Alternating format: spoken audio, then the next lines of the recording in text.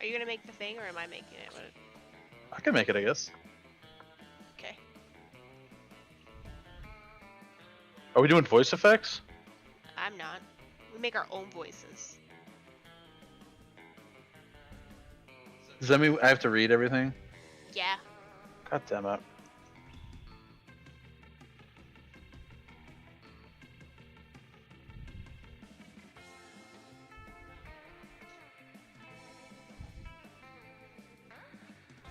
Oh, it says ID to join, so you have to join. Okay. And what? The ID is 341.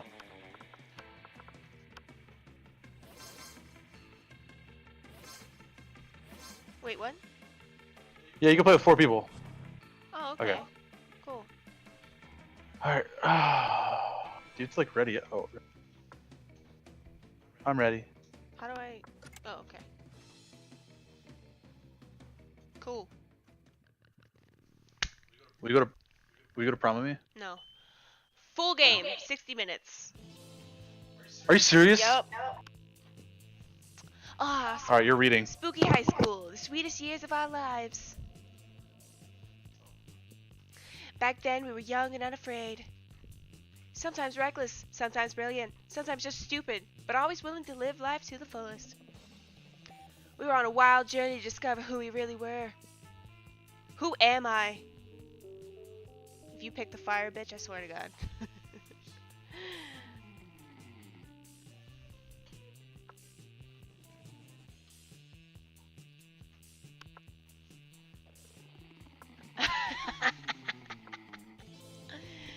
I am the fire. I am the one, the one.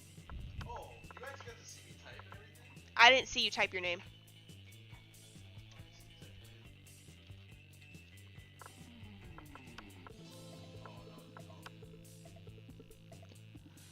And we had yet to experience his ultimate challenge, the monster prom. I remember it clearly. 3 weeks were left, and as we fantasized about our dream prom dates, we were all scrambling to catch the attention of one of our 6 most charismatic classmates. Miranda Vanderbilt, 19, a sweet mermaid princess who was as cute as she was genocidal. Damien LeVay, 21, a fearless demon with a taste for destruction and a love of fire. Scott Howe, 21, a werewolf athlete who compensated for his rather small brain with a stupidly huge heart. Liam de Lioncourt, 4XX, a hipster vampire whose standoffish demeanor hid that he was truly a lovable dork.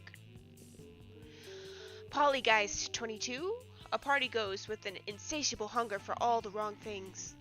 No, Barca, go lay down. Spicy. Go. And Vera Oberlin, 23, a mean self-made gorgon with a merciless sense of business. Sounds familiar. Like it's a busyness. It was clear, it had to be one of them, but who? We only had 3 weeks to choose our prom date, and even more daunting, we only had 3 weeks to woo them and conquer their heart. But as I already said, we were young and unafraid, and we were ready to start. Teen Wolf, hot or not, take this quiz to find out. Welcome to Monster Prom's stupidest pop quiz ever. All minds are rotten, but they are rotten in so many different ways. Worry no more. We're now using our PhD in bullshit to diagnose which kind of deviant sicko you are. Monster Prom, stupidest pop quiz ever. We'll throw a bunch of absurd questions at you and turn your answers into your character stats. The way each of you will start by having stats that... Let's start. Army. Reading's hard. Alright, you gotta answer. And you gotta read them out loud. Oh, which god do you pray to each night? Read out. Praying is for fools. I think compromising pics of a god molesting a tree, Oh, wow. and now I blackmail him for whatever I want. A lot more effective. Okay. Praying's kind of lame. I have a group text set up with some of deities. Okay, whatever. Coolest cats in town. I pray to all kinds of gods. I have this business where people pay me to deliver their prayers every night. I even started to look for a Chinese factory to outsource the prayers. All right, I'm doing the molesting thing because it's funny. Which god do you pray to each night? Let's see. Ow. I'm gonna do the second one. So charming. I'm smart. You're elected president for a day. What's the first law you pass? $1 bills will now include a picture of me and the inscription, "Beware, too much awesomeness. My presidency might last a day, but my fame will last forever." So totally going to with Spyro. Wait, what are you doing with Spyro? I don't know. You can deduct taxes by writing sonnets instead. Amount of taxes deducted are calculated based on the beauty of the sonnets. Trivia fact: presidents don't pass laws, so this is a trick question. Or are you just being an idiot? I'm just gonna pick that one. Oh, my bad. Yeah, We'll any see. day. You're elected president for a day. What's the first law you pass? $1 bills will now include a picture of me and the inscription, "Beware. Too much awesomeness. My presidency might last a day, but my fame will last forever." You can deduct taxes by writing sonnets instead. Yeah. Trivia fact: presidents don't pass laws, so is this a trick question, or are you just being an idiot? So smart. Copycat. Oh, it is coming out. I forgot. What would be a killer accessory? A necklace with your own name in case you forget. Shiny armor, coolness itself, sunglasses at night, obviously. A fabulous purse made from the skin of your worst enemy, or fancy brass knuckles. Going with fancy brass knuckles because those could actually kill somebody. Killer. Get it? I would like some sunglasses at night. Ooh, I'm a devil. No, that's like the person. Oh, never mind. Well, that's the person I'm supposed to try to get with. All right, so pick a place. I have to pick a. I have to pick a place. Yeah, it's your turn. So you gotta pick a place to Oh, go. go to the gym, bro. Gotta read That day, and god damn it. That day, an epic dodgeball match takes place. Everything seems lost, but you deliver an inspirational speech that fuels your team's spirit, leading to a spectacular comeback. You're clearly a natural-born leader. Obviously. Awesome. You gain 2 charm. You're bored and doodling in your notebook when Damien suddenly appears. I have to go after a guy? This What game the fuck is this doodle? This Is that game me? is Monster Prom. I don't know. Apparently I'm going after a guy. Am I cuddling shirtless with Liam? What? Dude, if you're looking for a shortcut to the morgue, this is your lucky day. Give me one good reason not to cuddle with your face with my fist. Oh, your face with my fist. Oh no, they discovered your erotic fan art of them. You can't think of any way to calm down the both of them. But maybe the right answer can calm down one of them. The fuck is this? The fuckery, dear Damien, it's art. I present to you, Yowie. Don't be silly. You don't want to fight me. You're clearly fighting against your urge for cuddling. Oh god. Oh, we're going with cuddling. Then you start tickling Damien. Hell yeah. What the fuck? Stop, I'll cut you. Not sure if you actually have the balls to face me or if you're just a complete idiot. Maybe both. You must admit the piece is relatively good. Look at it. It's one... look at it. This one obviously knows how we both look shirtless. It's a bit unsettling, yet a bit flattering, right? Shut up, Liam! But you catch Damien taking a glimpse at your masterpiece. You gain 2 boldness and 1 creativity. You can't go after the fire. Yes, clean. Yes, clean. The fire is mine. Okay, let's Nope. see. I'm gonna go with the outdoor. That day, during recess, you start a half-hour rave that goes full crazy. You have no idea how it escalates so much, but at one point, there are like 300 people. Someone summons demons from a nightmare dimension. The consequences might distort the fabric of reality itself, but who cares? It's a rad party. You gain +2 fun. Later, in the halls, you run into Polly and Liam, who seem to be talking about some kind of flyer. The flyer is for an upcoming musical festival, Howlapalooza. So, we agree on everything for Friday night? Yeah, pretty much. And Saturday, we should totally go to Messer Chups and imagine a fucking dragon. Sure, those bands are great. And then at 3 a.m., I want to check out that guy in the parking lot who just makes that thing for 2 hours. Cacophony. Ghosts are super into cacophonies, but at 3 a.m. I wanted to go to McGriffin. I mean, it's a friggin' griffin that raps. It's the hottest shit right now, Liam. You know, the hottest shit right now isn't the criteria I use to pick the artist I want to see, right? A griffin that raps, Liam.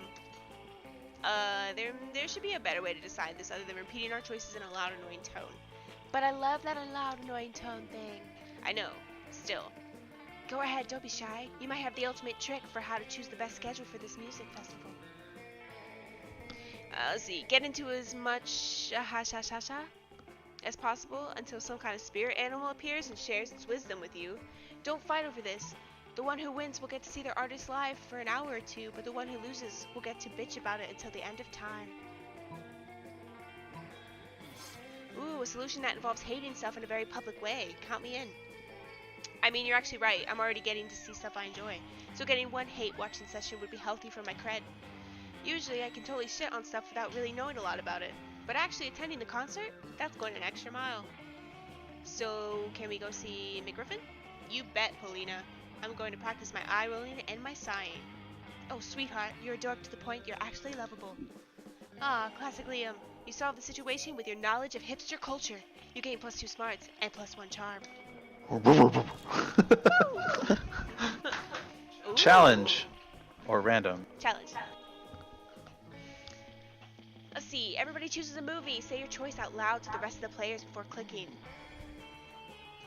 Player order is decided based on how hard it would be to explain the selected movie to an old person.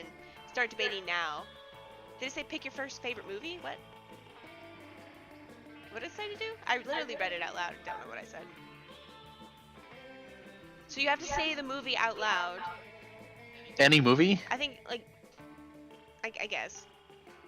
And then we have to debate how hard it would be to explain that movie to an old person. So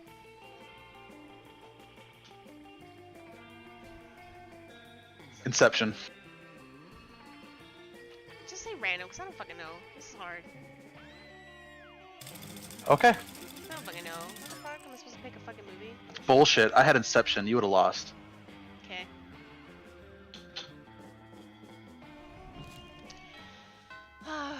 Week 1, noon. Little fire. No, I want to sit with the fire person.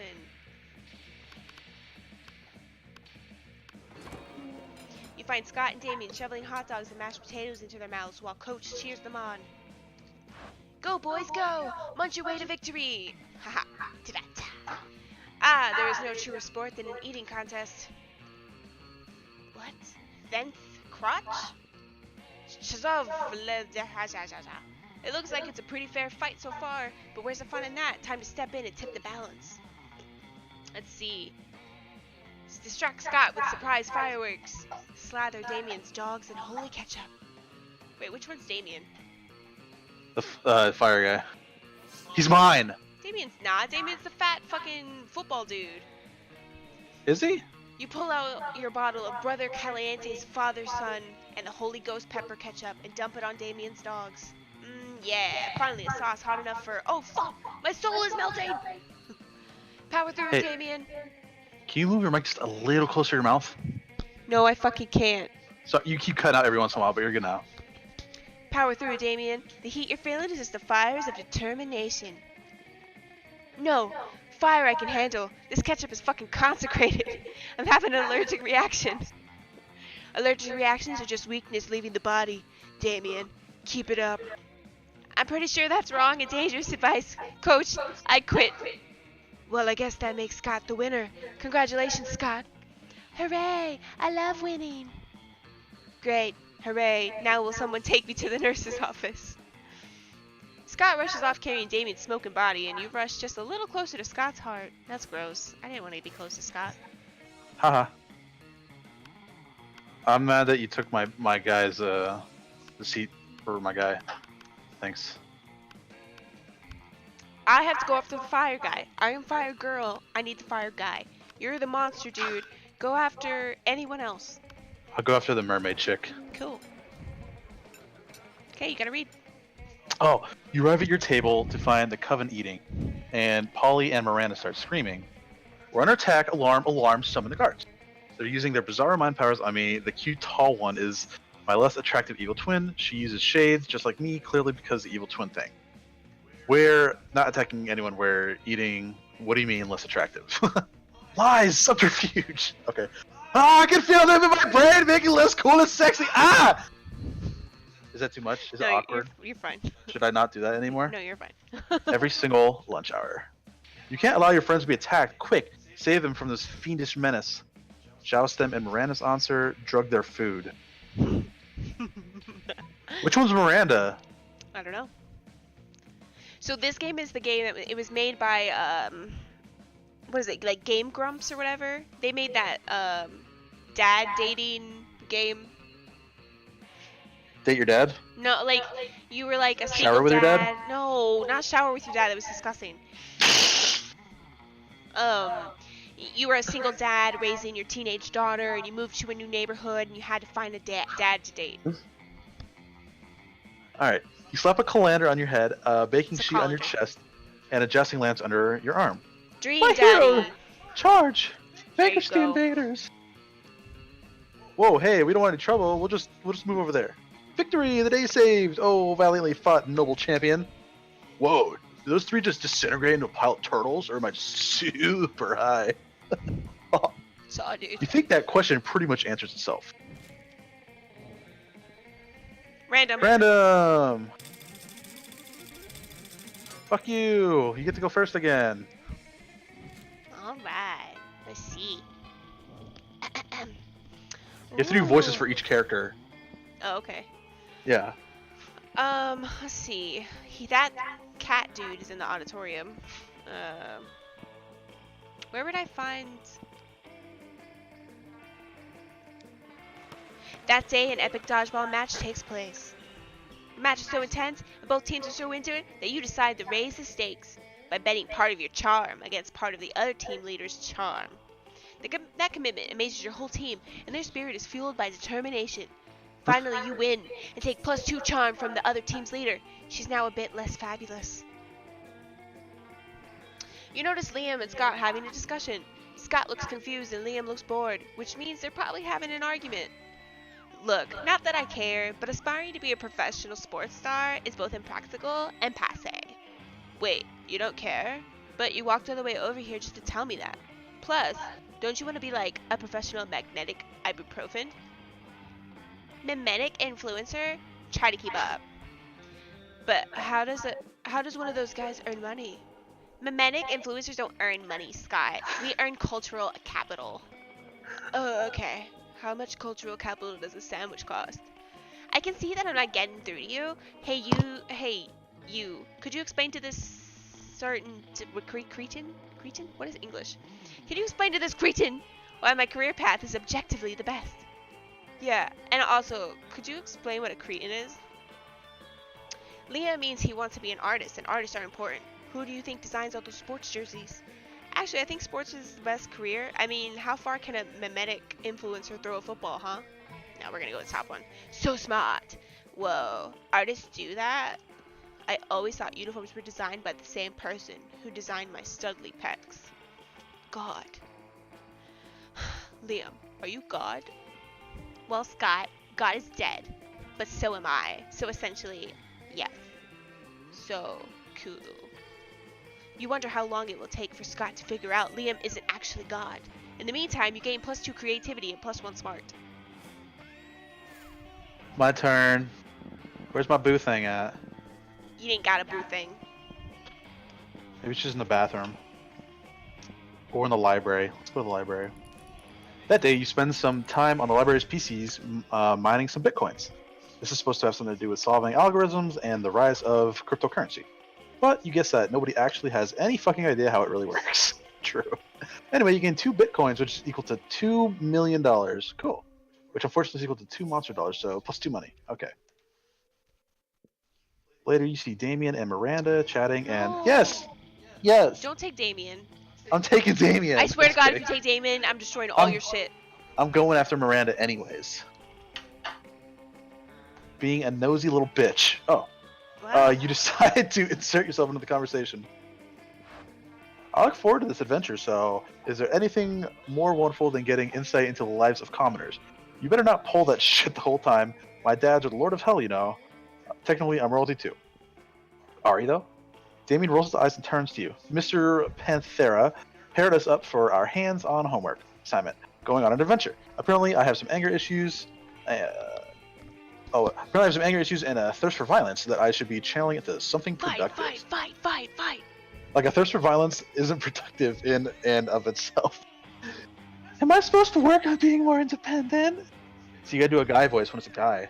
Okay. Okay. Which is so strange, since I told my ladies and gentlemen in waiting to fix that for me last week. Alright, I'm done. I wonder what sort of adventure might give us the wonderful experience we need to fix our perceived but obviously non-existent flaws.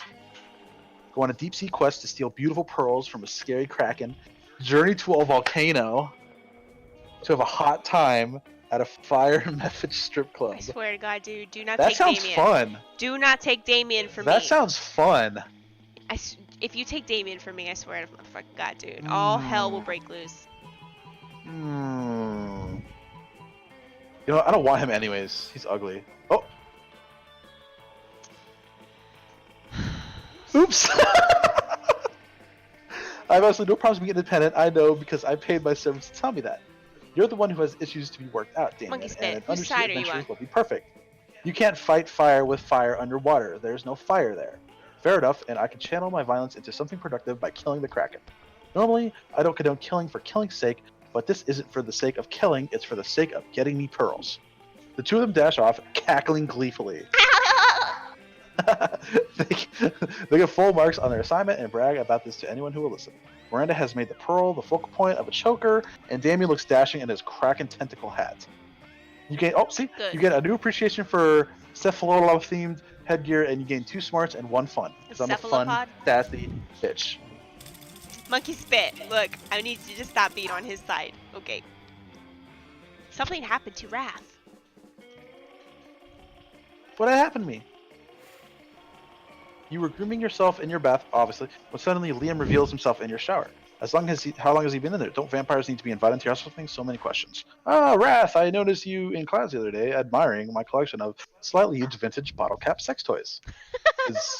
Is that what those were? Like, admiring was a strong word before, but now, I'm sure you've noticed that I have many strange and amazing hobbies, such that the average civilian could never hope to take on, for sheer lack of creative talent. Trading fine insect legs, bottling peak toxic waste turned to fine wines, generally being part of dim culture. Do it myself, obviously.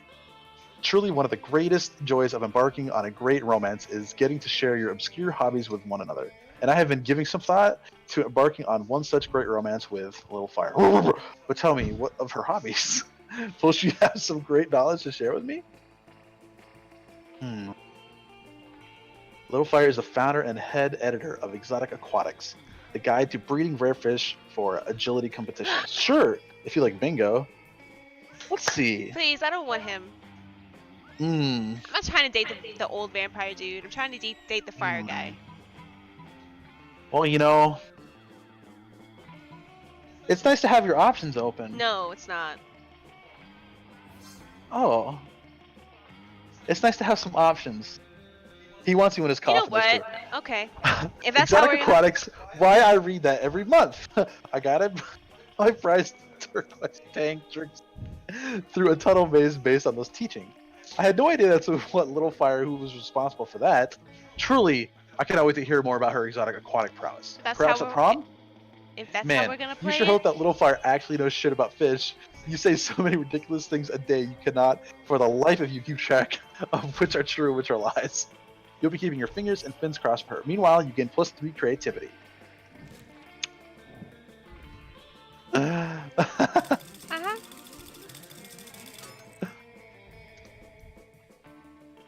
Okay.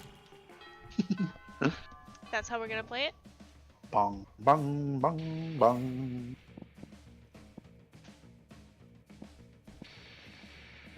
Oh yeah, oh yeah, oh yeah, we're going outdoors. That day during recess, you start an hour-and-a-half rave, blah, blah, blah. At one point, Juan, the small, magical Latino cat, slips on a banana peel. You start to laugh at him, as I would.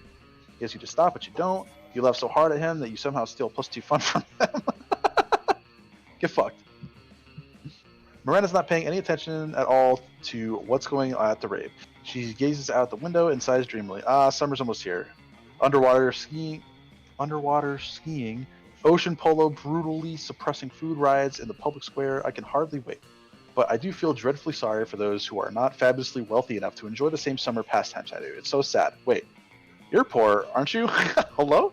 What do you do during summer? Do you play in garbage or starve recreationally? Truly, what are your plans? I am insulted by your assumption. My family too possesses many fine estates. If you haven't heard of them because they're in the sky. Yep, I play in the garbage. Come with me, you'll love it. Yeah, let's go on an adventure, girl.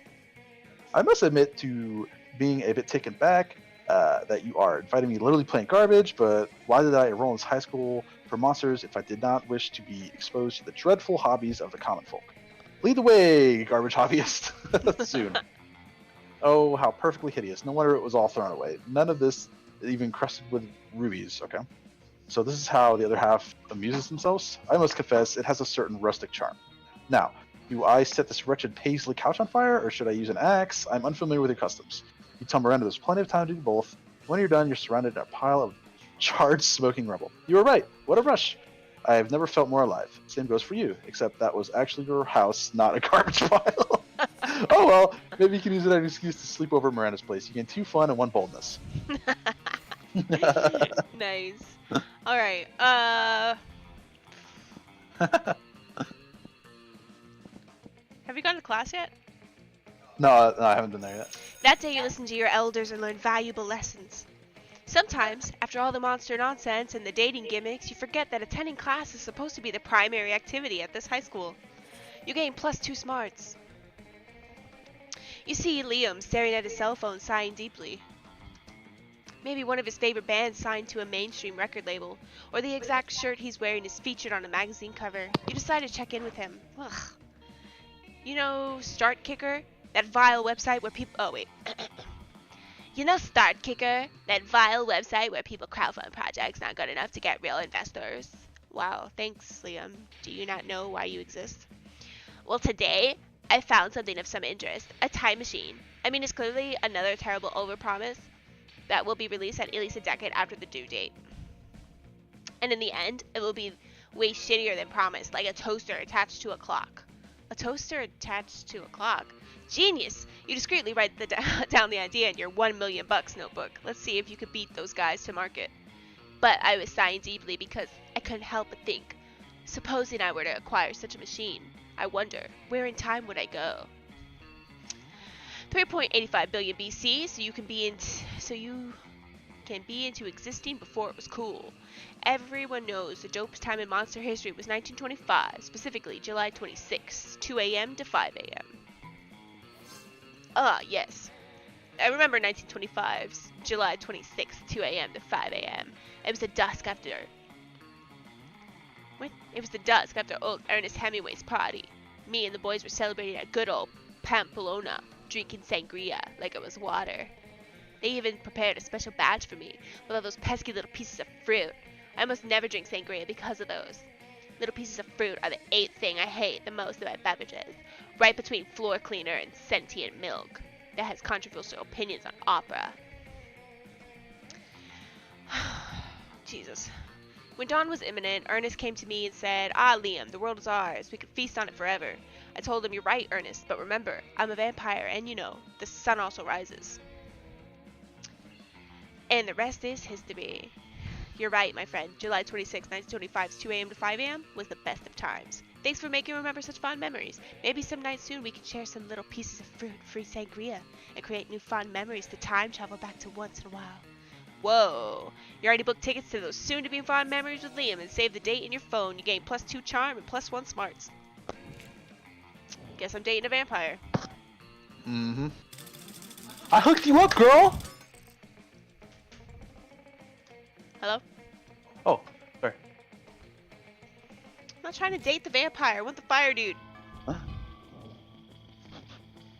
I want the fire dude. Listen, little fire, you can totally sit with us. I just hope you didn't bring a gun to a bazooka fight. Yeah, we're showing off our best flasks. Well, not the best flasks exactly, but the best contents. Good God, are little actual flasks of alcohol openly allowed in the school cafeteria? Are there no rules? Apparently not, because Polly starts setting a series of flasks down on the table. Okay, so this is beer, my WC wine, whiskey, ethyl alcohol, the soul of an infant. Weak. This is radioactive absinthe. This is fire. And this is little poor life choices. Okay, but this one has another smaller flask inside. It is the ultimate flask. They could probably go on like this forever, for goddamn ever. Maybe you can cut in with the craziest thing of all, but think carefully about whom you want to impress with your flask contents. Oh, Jesus. Get ready for the most hardcore badass thing. This flask contains an ancient genie that grants you 3 wishes. But I'm totally drinking it because I don't give a fuck. I grant my own damn wishes. Want to get a dope party started? This flask has ultra whiskey, which you can only get when you get 2 bottles of the best purest whiskey and make them mate. Oh shit. I'm gonna go with the second one. No!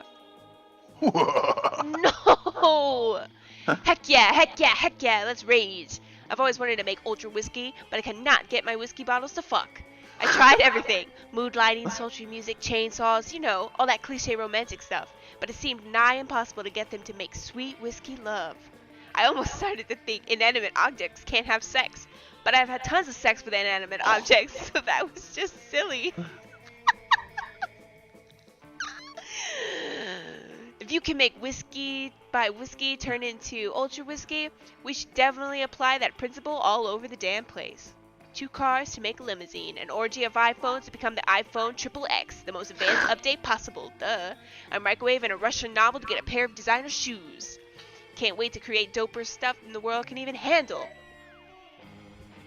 Well, the world probably doesn't need to worry about handling it because there's no way you can pull that insanity off. But yay for plans with Polly. Whatever, at least it's not the vampire dude, right, Monkey Spit? Huh. You waltz over to Miranda and Scott's table to find them peering suspiciously into a burger. Secret sauce, what dread mysteries do you conceal? Whoa, do you think the secret sauce can talk? Cool.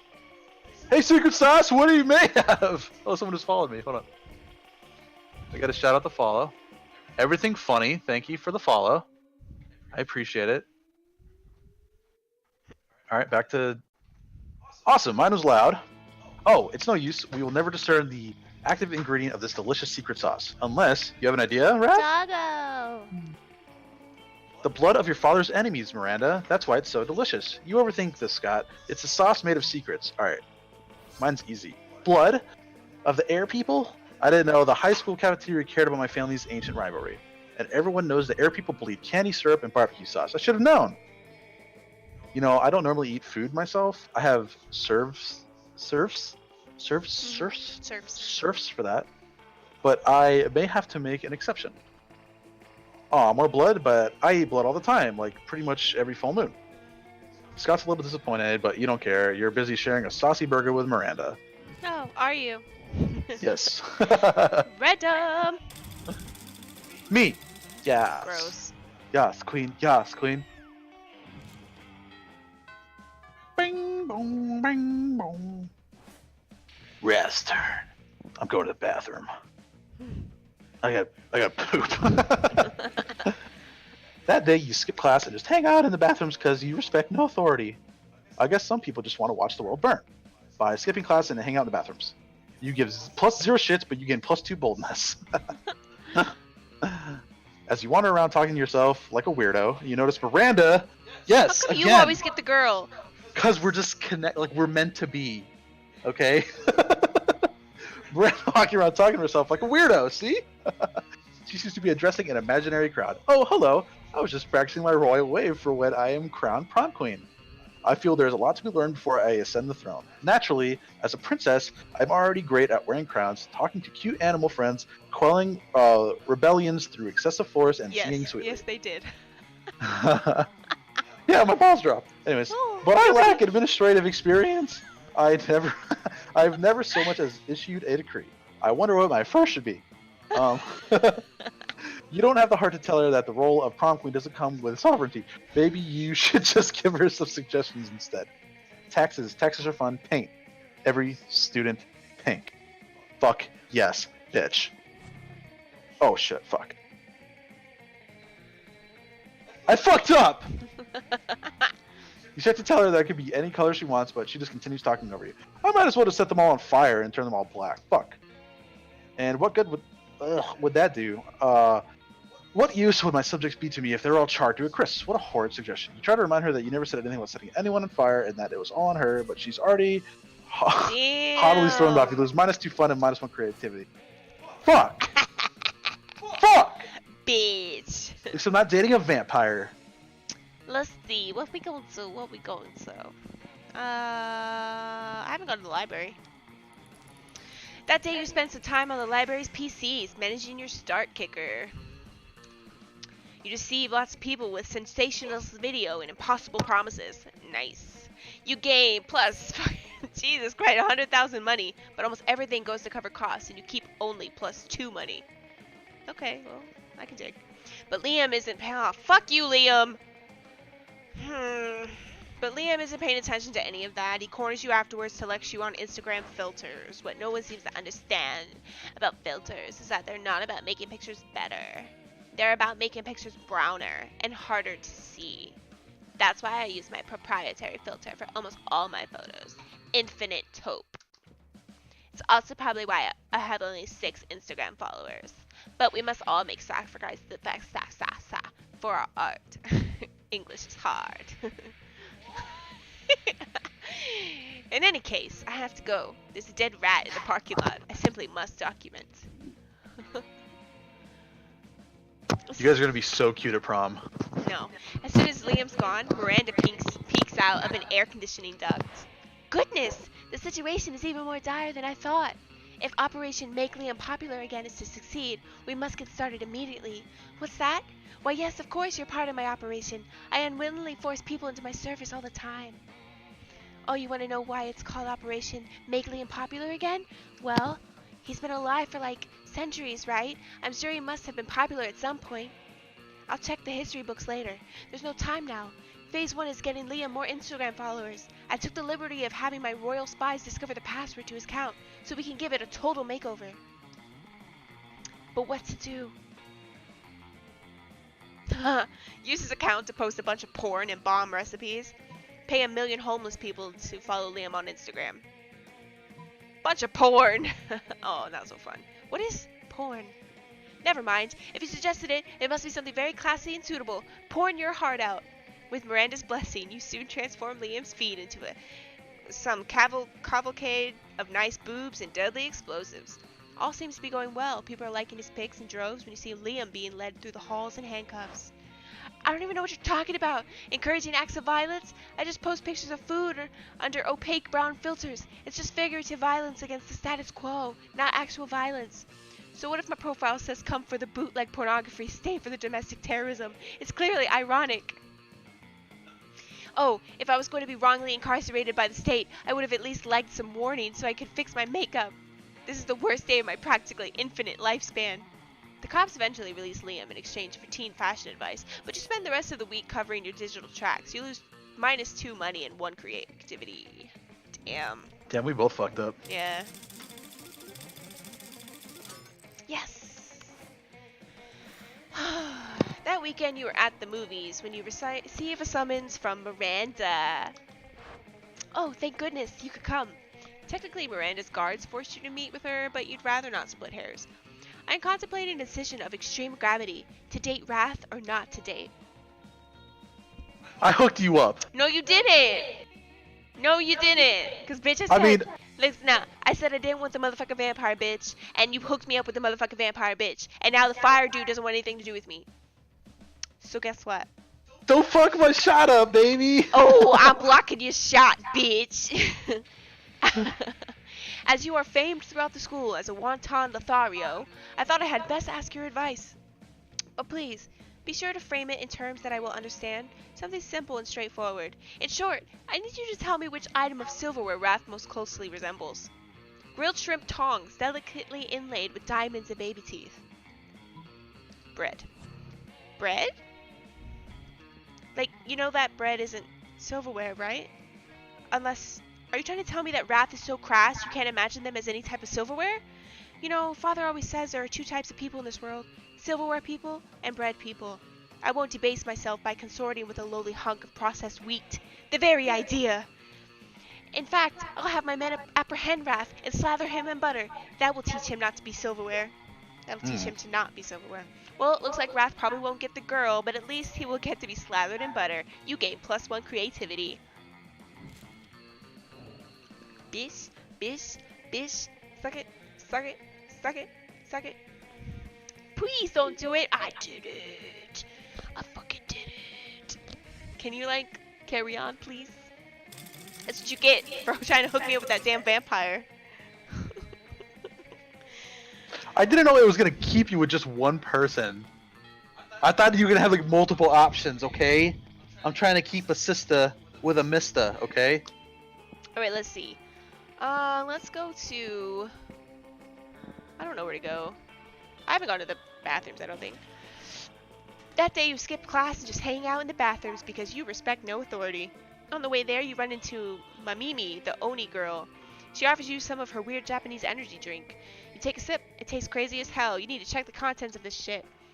Guarana seed extract, benzoic acid, 50 milligrams of caffeine, and 100 milligrams of boldness? Well, it wasn't bad at all. You gain +2 boldness. Thank Mamimi and proceed to the bathrooms. Okay, cool, whatever. Later, you see Liam's. See, this is why I don't motherfucking feel bad about fucking cockblocking. Later, you see Liam scrolling through his phone, looking like an embodiment of something. Hey, Little Fire, what are you doing? Stalking classmates for romantic purposes and offering rather absurd advice? Magnificent! I could use some rather absurd advice. I was exchanging messages with a Werekala on this dating site, and all was going well for a time. But I've grown tired of our exchanges. He's a bit clingy, and being clingy is my 7th biggest turnoff. Right between sarcasm and illiteracy and actually being a pickle and not a person. The postmodern protocol dictates for me just to ghost him and never talk to him again, but that's horrible, and I would never do that to someone. You see, I'm Liam, handsomely mysterious, yet a true gentleman. But neither do I want the emotional turmoil of telling him how I really feel and having an actual conversation about it. What an ordeal. So I've settled on just sending him a bunch of emojis and then never texting him again. That should do it, right? The thing is, how can I convey this complex array of sentiments through the friendly language of emojis? This is your time to shine. Show Liam you excel at complex sentiments, and so he might someday feel like sharing them with you. Okay, well, I don't want him to share them with me, so I wish I could send you some fucking emojis, and you could get the fuck out of my face. Maybe croissant, school bus, shooting star, trumpet, crocodile. This one. Little vampire growing disinterested and overly attached Werekala emoji.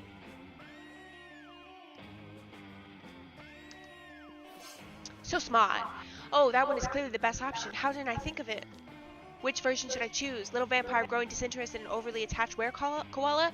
Or little vampire with a silly hat growing disinterested and overly attached Werekoala? Maybe the silly hat is not suited for the situation. Let's go with the classic. Okay, just sent it. He texted me back. Let's see.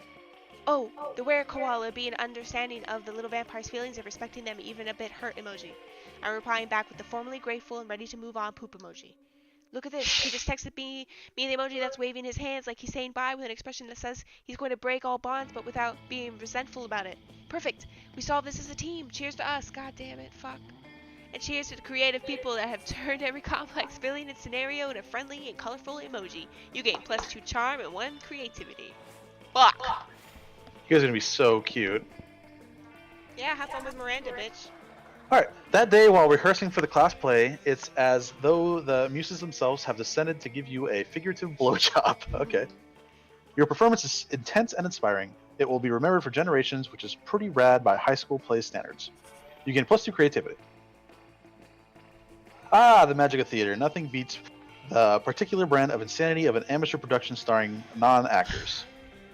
You notice Miranda staring with admiration at Polly's costume. Such detail, such sparkle. What do the potions do? They're just props, Miri. I think they're filled with colored water. But imagine if they weren't. What wonderful things one could conjure up. I do not. Potion to attract princess. I do not want to date the vampire monkey spit. I do not. I did not A hit her. potion? I did not. A potion to repel jerks. A potion to enhance beauty. A potion to repel jerks. Now you realize spending the last term doodling cool potion ideas in your notebook wasn't useless at all. You picked the coolest potion idea in your notebook to impress them. A potion that gives mayonnaise flavor to whatever you put on it. A potion that transports the drinker deep into outer space to explore the vastness of the universe. You're gonna do that one. Ooh, space. Why, yes, of course. They say that space is the ocean of the sky, and I do feel very at home in the ocean. And it's not like I'm not used to floating, or like I need to breathe air. Yeah, breathing air is for losers. Space rocks. Yes, a trip to space would be quite lovely, I'm sure. Now,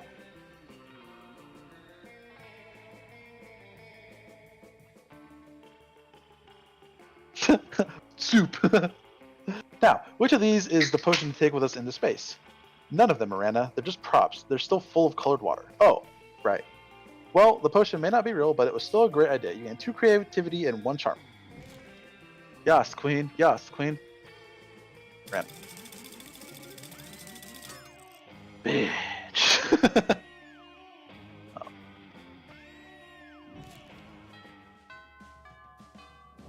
Yeah, she actually secretly likes the vampire, dude. I most certainly do not. Mm-hmm. You arrive at your chosen table to find Damien dejectedly hefting a ball of mashed potatoes, while Polly sadly passes her hand through the same. Seriously, what do we have to do to get a food fight started in this cafeteria? I honestly do not know. I tried throwing potatoes at people and yelling food fight, but I think everyone is too scared of me to fight back. And I can't throw any food because of my stupid ghost hands. Plates, mirrors, antique furniture, sure, but not food. There's gotta be a way to provoke a food war. My dads are always telling me to be more political. But we're not political. Your strength is hitting things, and my strength is being unbelievably hot all the time. Unbelievably hot, that's it. We'll set the cafeteria on fire. Wait, no, that's not a solution. That's just arson. Why do I always jump straight to arson? It's hard to watch them struggle through this by themselves, who step in with an idea of their own. Wars are fought over scarce resources. Steal everybody's food and put it in a pile. That ought to do it. Hey, Polly, you know how the Greeks fought a whole war over Helen of Troy's face? Flash the cafeteria. Damn. Flash 'em. Flash 'em. I don't know.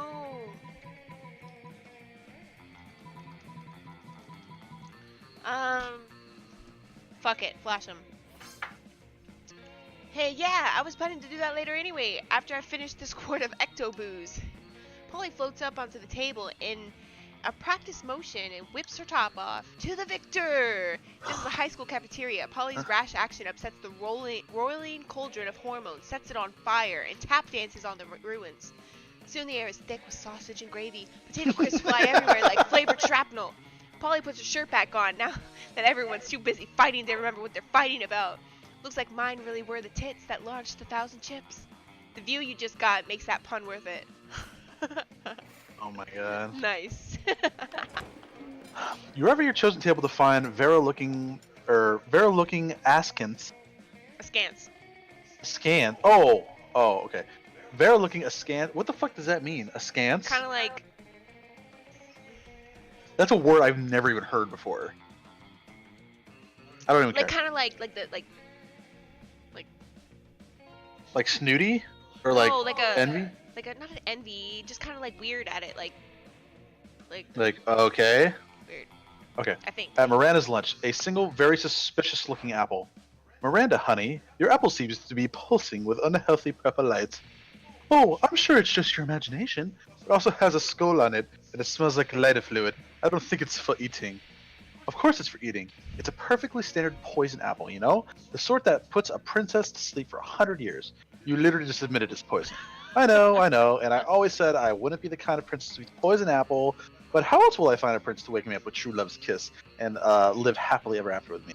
Girl, we need to have a little talk about feminism. You back me up on this. Tell her she doesn't need to poison herself for the sake of a man. You don't need to eat that apple. Princes should be eating poison apples so that you'll kiss them. You don't need to eat the apple. There are plenty of eligible princes on hotprincefinder.com.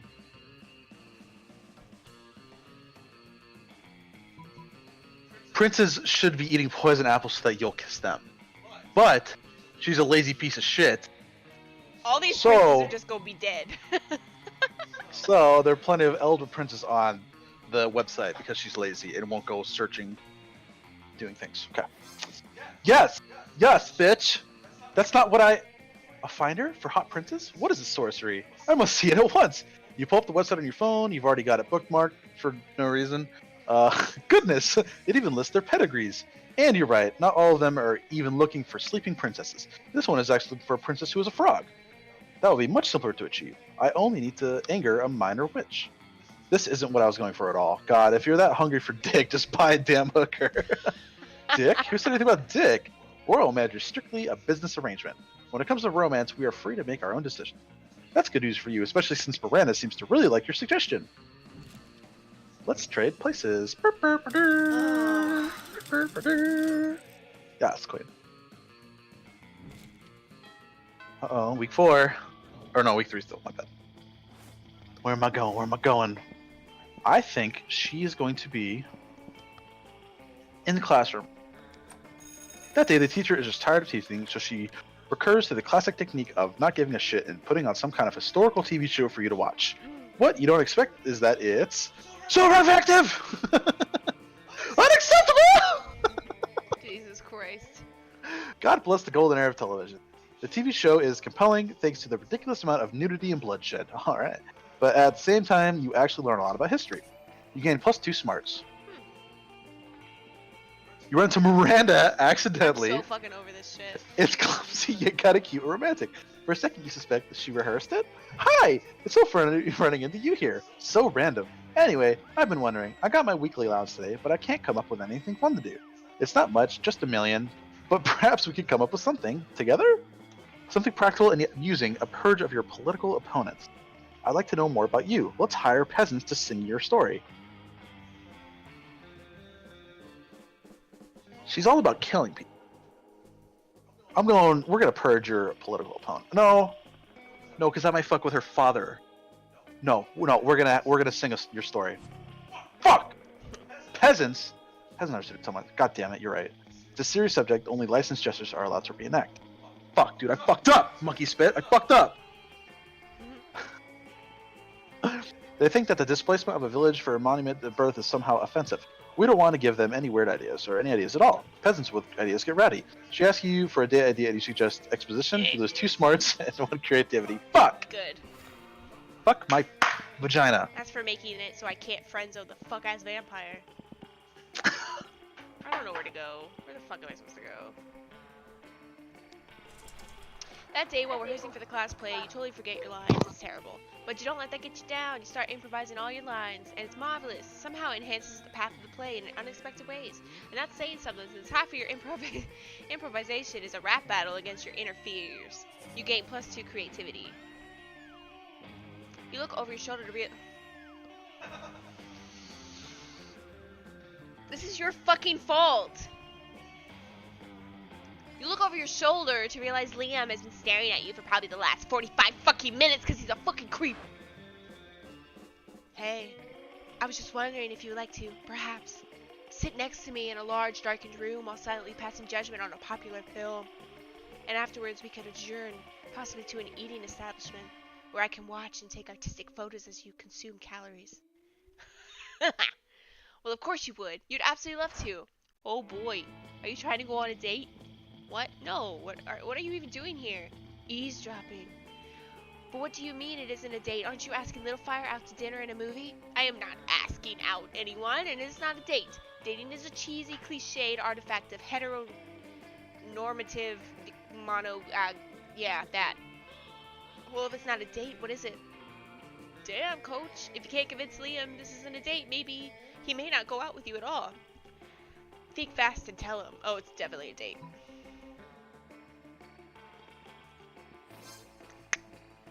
But what's the difference between a date and a date? Isn't it obvious? The former is sincere, whereas the latter is dripping with irony. Oh, okay. I think I understand. So on this date, will there be hand-holding? No, but there will be hand-holding? But what about long, loving looks? Only if by long, loving looks you mean long, loving looks. And will there be any fooling around?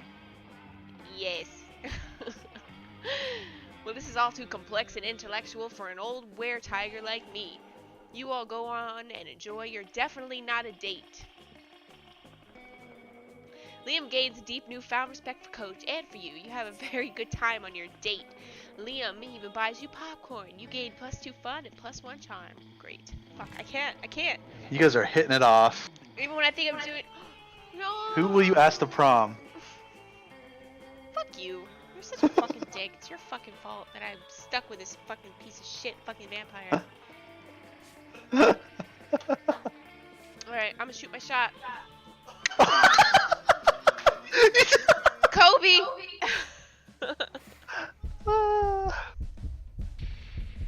Oh, it's me?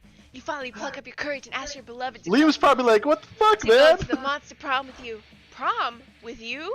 What a noob. I'd have more fun setting ants on fire, which is what I'll actually doing on prom night. Setting ants on fire is rad. Now, get out of my sight. Damn. You got an achievement, epic loser. This is your fucking fault. I'm so fucking mad at you.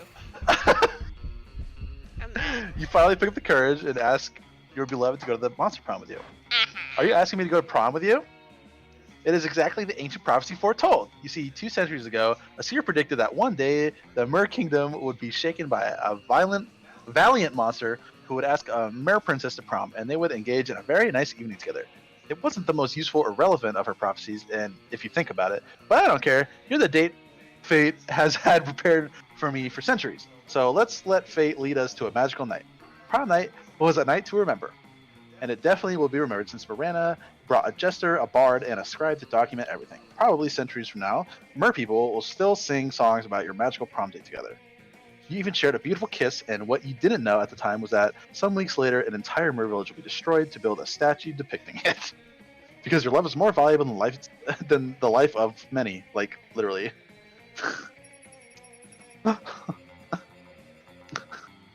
Holy shit, there's that many outcomes.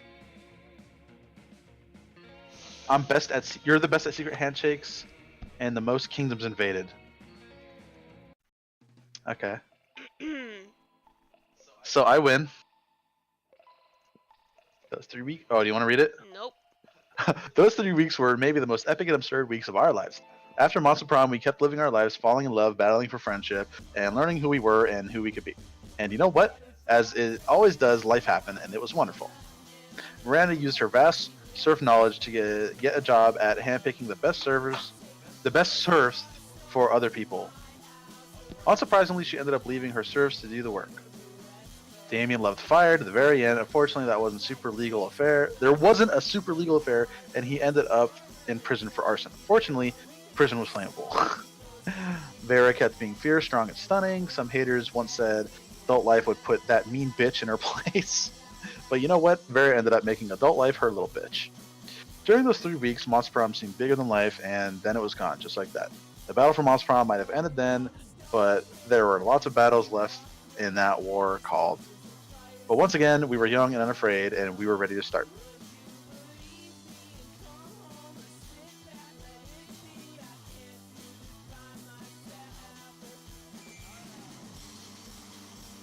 Yes. You've just unlocked an erotic fanfic about dragons. This is about to get weird. Oh, did you skip everything? Mm-hmm. Oh. Okay. Are we gonna do another one? Yeah. Okay. I'll do it. Okay. Wait. Turn the music down just a little bit. Wait. Go back. Are you still in? No. Go back to the main menu. It's doing weird shit. I'm on the main menu. I'm not talking to you. Was that to me or? Play online. Create. Add a player. Wait, how do I? Wait, what? What? There's a little code on the right over there. Oh, okay. ID is 046. 46? Yeah. Okay. You know, we can each add another player if you wanna. Who? Each control. No, you can add like. No, See? I'm not playing No? 2 separate. No, it's not fucking happening. Oh, okay. So how about you don't fuck me over this time, yeah? All right, we'll hook each other up with exactly what we want. Fire person. Truce. Full game. You read it this time. Ah, spooky high school, the sweetest years of our lives. Oh, you have to skip though. Okay. Back then, we were young and unafraid. Can't we just skip this? We already did this. Sometimes reckless, sometimes brilliant, sometimes just stupid, but always willing to live life to the fullest. We were on a wild journey to discover who we really were. Who are you? Who are you? Woo, woo, woo, woo. Read this this time.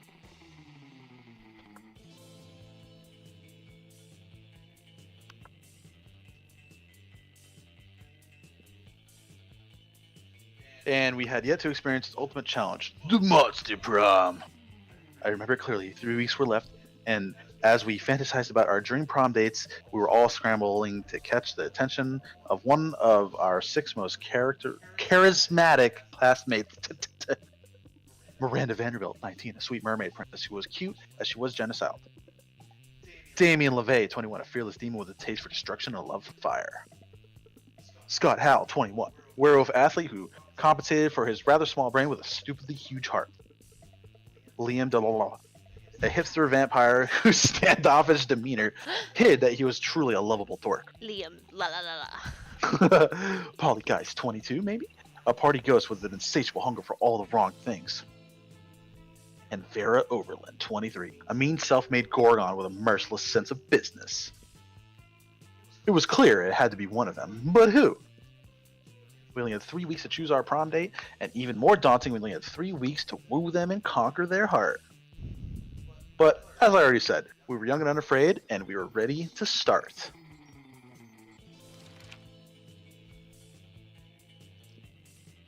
Welcome to Monster Prom, stupidest pop quiz ever! All the minds are rotten, but they are rotten in so many different ways. Worry no more, we're now using our PhD in bullshit to diagnose what kind of deviant sicko you are. Monster Prom's stupidest pop quiz ever, TM by the way, will throw a bunch of absurd questions at you and turn your answers into your character's stats. This way, each of you will start by having stats that better reflect your true selves. Let's start! Alright. A radioactive possum just bit you. What superpower did you get? The superpower of always choosing the right combination of emojis to get the desired reaction from all people, seducing my loved ones, burning my enemies, settling any argument, and even conveying complex emotional thoughts. Probably rabies. I'd go to a hospital immediately. The incredible power of writing fan fiction so compelling that the actual creators of TV shows decide to go with my ideas and crazy ships. I'm gonna go top one. God damn, that's the one I wanted to do. They do it. Yeah, I'm gonna do that one too. We're charming! Which is the coolest mythological creature? The invisible hand off of the free market? This weird creature I drew when I was 6 and which is clearly super derivative from other mythological creatures, but it's super cool and it's my OC and my spirit animal, okay?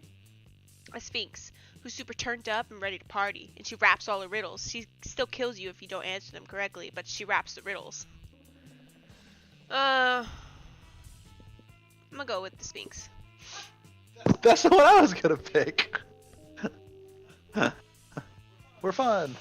What would be the most appealing in a love partner? A big horn?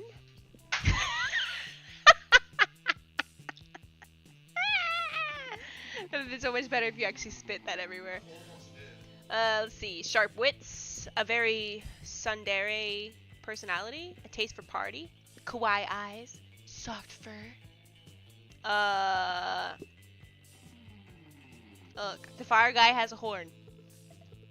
Yeah. A big one. I'm going with soft fur. Wait, what? Fuck! Was it the fire guy that you got though? Yeah. Oh yeah, okay. Let's see. Where we go first. I'm gonna take my schooling seriously. We're gonna go to the library. That day you spent some time on the library's PCs playing some good old online poker. Gambling seems like a stupid and dangerous decision, but who cares? This time it paid off, so fuck it. You gain +2 money. Suddenly a chill runs through you, as if the very fabric of reality is in danger. Scanning your surroundings, you quickly discover the reason for the feeling. Polly and Damien are together, and they're bored. They're always around each other. Damien! What? I must have fallen asleep for a second, because nothing is on fire. I know, right? Nothing crazy's happened in the last 47 minutes, and I'm dead. I mean, I am literally, actually dead, but also I am dead because of how bored I am. What if we just... Oh, fuck. I'm so bored I can't even think of something to do to not be bored. No! Help us! Somebody, please, cause a sexy problem! Break the 7 seals and release Kralak Thul, the world fucker. Send in the party goblins. We're gonna release Kralak. Using an accursed sword someone was stupid enough to give you, you shatter the ward separating the world fucker from our world. He emerges onto this mortal plane with a noise like a million throats being slit at once, wreathed in bloody vapor. These are the end times that the ancient poets forlornly prophesied. This realm will rot like the maggot-riddled corpse it is. Ah, sick! It's a world fucker. Come to the fuck the world. Yes! Hey, world fucker, want a party? Kralak Thul speaks with a voice like a snake eating itself. He says, hell yes! Yes! You all head off to party all night, leaving a trail of flaming wreckage in your wake. The world is doomed, but at least it's not boring. You gain +2 and +2 fun and +1 boldness. Fuck yeah! Yes, Queen. Yes, Queen! I'm gonna go to the bathroom on the first day. And they skip class just hang out in the bathrooms because you respect authority, obviously. I guess some people just want to watch the world burn by skipping class and hanging out in the bathrooms. You give 0 shits and 2 boldness. Okay. Later, you're minding your business when you see Polly floating down the hallway, texting just as you're about to approach her. There you are, Polly. I've been following a scent. The scent of betrayal! What are you talking about, buddy? I haven't been pulling any pranks at all lately. Some very unfunny person messed with my sports gear. They put my left sock in my right shoe and my right sock in my left shoe. Hello? Polly, I know we're best bros and you would never do a prank to me, but I think you did this prank to me. I smelled you. No, you didn't because ghosts don't have a smell? Maybe not to a normal person, but a werewolf can smell anything. And ghosts like algebra and global warming. Right! Well, if ghosts don't smell, then what am I smelling? Of course, ghosts smell like ecstasy spice, rose wine, and Victoria's seance lingerie. It sure is a mystery. Hop in my van and we'll go solve it, Scoob. I mean, Scott. All right, we're going for the ghost chick, I guess.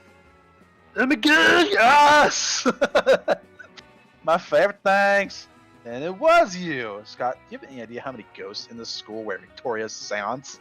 It's the ultimate lingerie boutique. So you're saying it could have been any ghost? Pretty much, but you know what? I would be happy to use my rose wine smelling lingerie scented skill set to help you crack the case. Thanks, Polly. You're a good friend. As they walk away, arm in arm, Paul looks over his shoulder and mouths to you, "It was totally me." But Scott seems content. Their friendship is saved, and Polly seems pretty flattered by your choice descriptors. In the end, the strongest smell here is the sweet smell of success. You gain 2 smarts and 1 charm. Yes. Okay, so you want the ghost bitch, and I'm going for the fire dude. You're going for the big horn, fire guy. Uh-huh.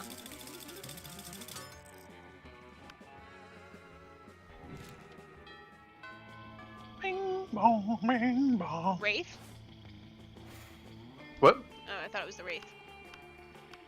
Oh, wait, where's Ghost Bitch? Here you are.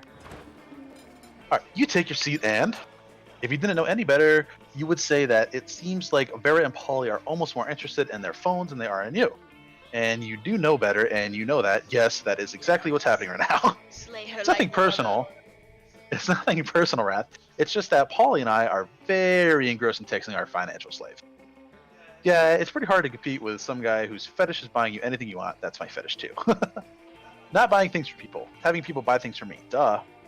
Good thing he's rich enough to take care of both of us. You know what they say, true friendship is sharing secrets and financial slaves.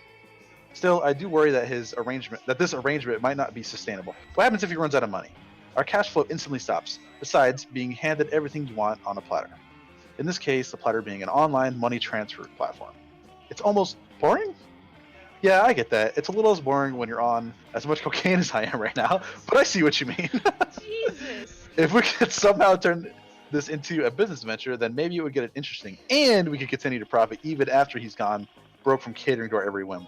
I mean, how interesting do you think business actually is? Since he's so obsessed with us, we should just tell him to do something totally insane and see if he does it. I don't know, a weirdo giving away his money, getting into hijinks, it's great and all, but I want to start making real money. And I think money is fine and all, but my favorite currency is chaos. Seems like the ladies are at a very exciting crossroads. Maybe a random bystander can give them a nudge in the right direction. You can easily grow this arrangement into a business, just escalate and delegate. Have the financial slave go and acquire his own financial slave to give him money, and have that financial slave go and find a financial slave. Tell him to marry a llama.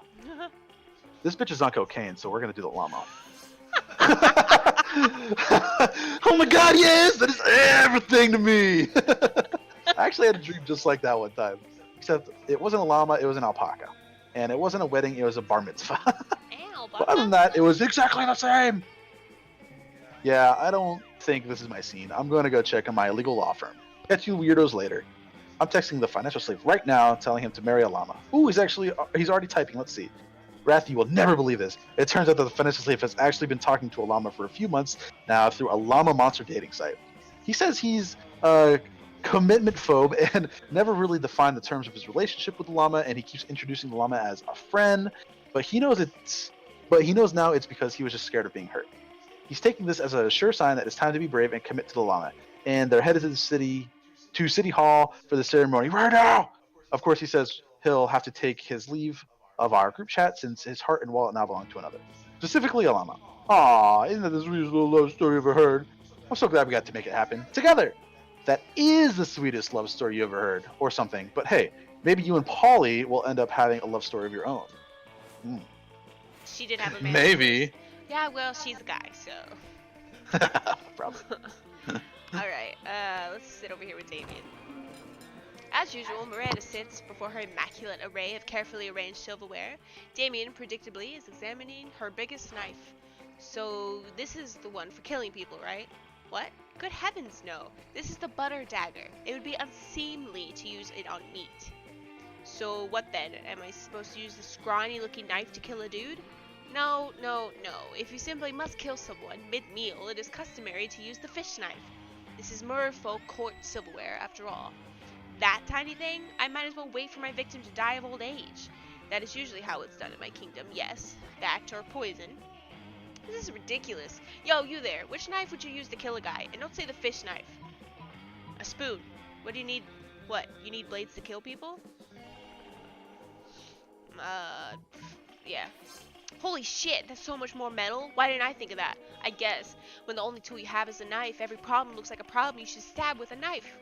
Thank you for opening my eyes to the world of silverware-related murder. But which spoon? This is very important. Do you mean the teaspoon? Or the dessert spoon? Or perhaps the caviar spoon? No, no, no. None are appropriate. What about this spoon here, the one with the jagged edges on it?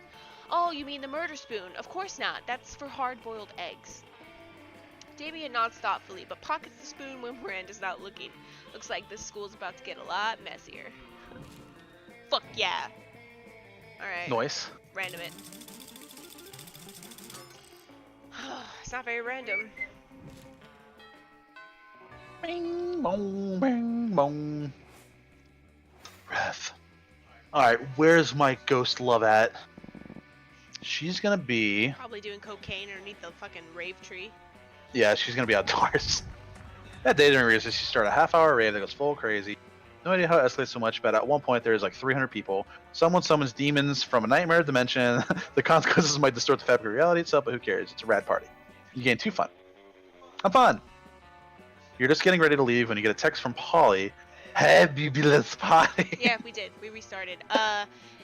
Dennis got his dream date, and my dream date turned me down because he didn't like me. Only the vampire liked me, so. Because I cucked her. We restarted. Right. How can you refuse such a formal missive? You track her down immediately. Hey, you got my text. That's good, because I need some help brainstorming. I'm going to a party tonight, and I'm pretty sure it's going to be lame, and that needs to change. Piercing. Keep going. Thank you. See, it's a costume party, you know, where everyone dresses up as their favorite humans. I'm going as a sexy tax attorney. Ooh. But I'm not sure even the sexiest tax attorney can rescue this party from the depths of lamitude. So, got any ideas to help spice things up? Oh, you've got some ideas in there that's spiciest.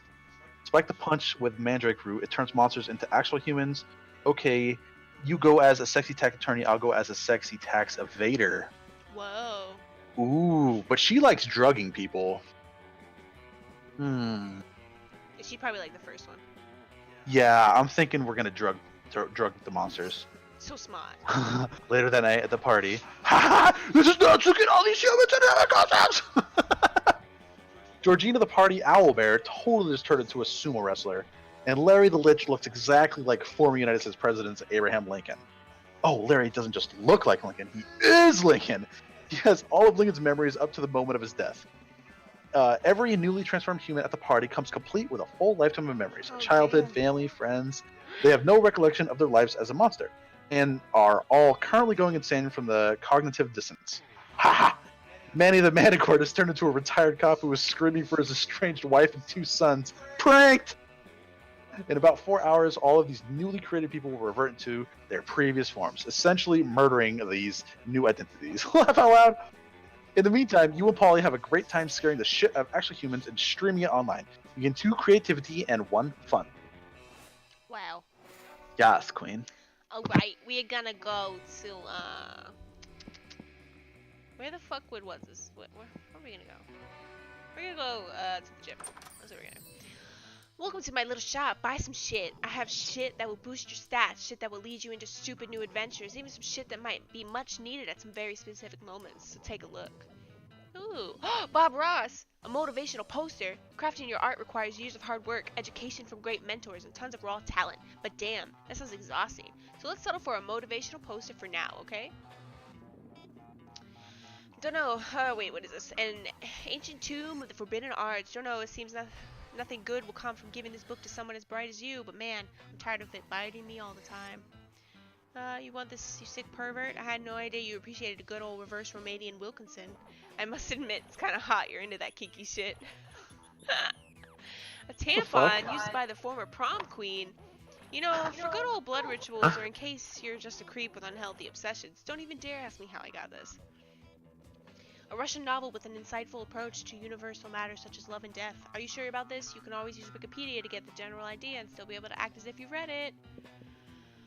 Oh man, I gotta read all this.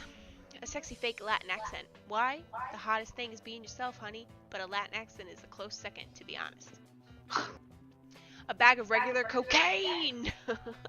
Good old cocaine! In these times of weird experimental substances with horrible side effects, cocaine has become the new vanilla of drugs.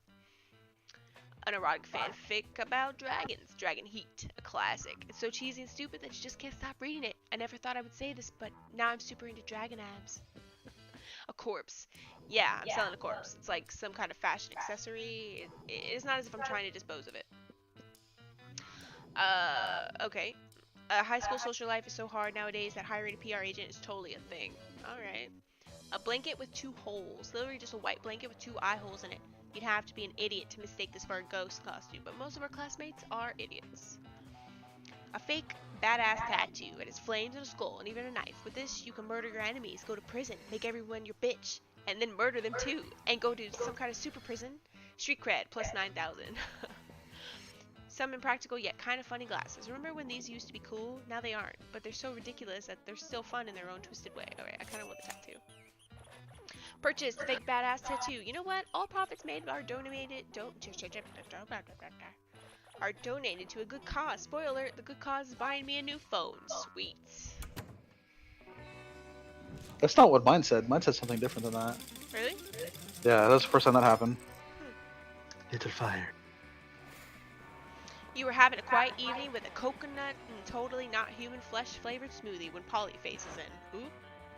Sup, little fire? You plan on coming to my death day party?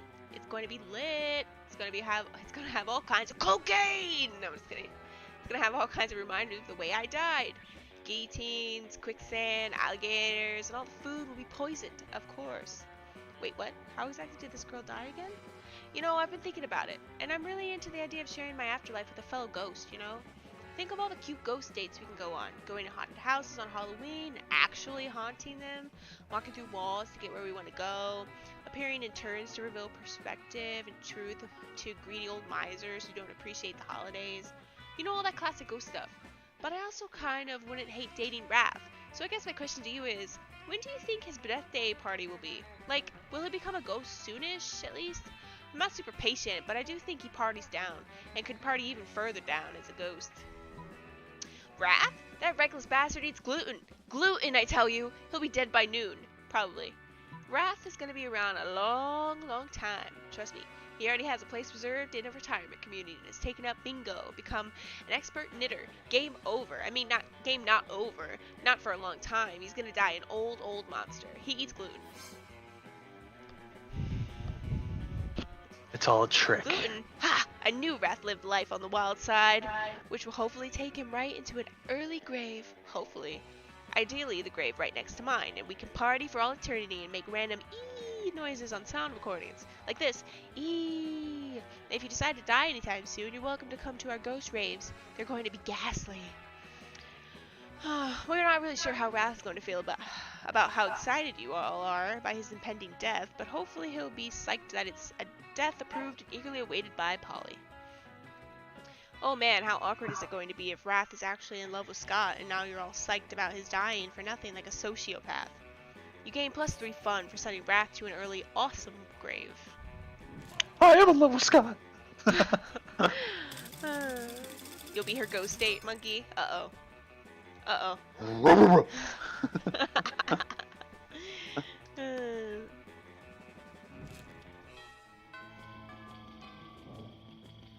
Bong, bong, bong. You know, I don't think it matters where you go. It probably doesn't. I think whoever you're most like attracted to or whatever is gonna be there. We're gonna go to the classroom. That day you listen to your elders and learn valuable lessons. Sometimes after all the monster nonsense and the dating gimmicks, you forget that attending class is supposed to be the primary activity at this high school. You gain +2 smarts.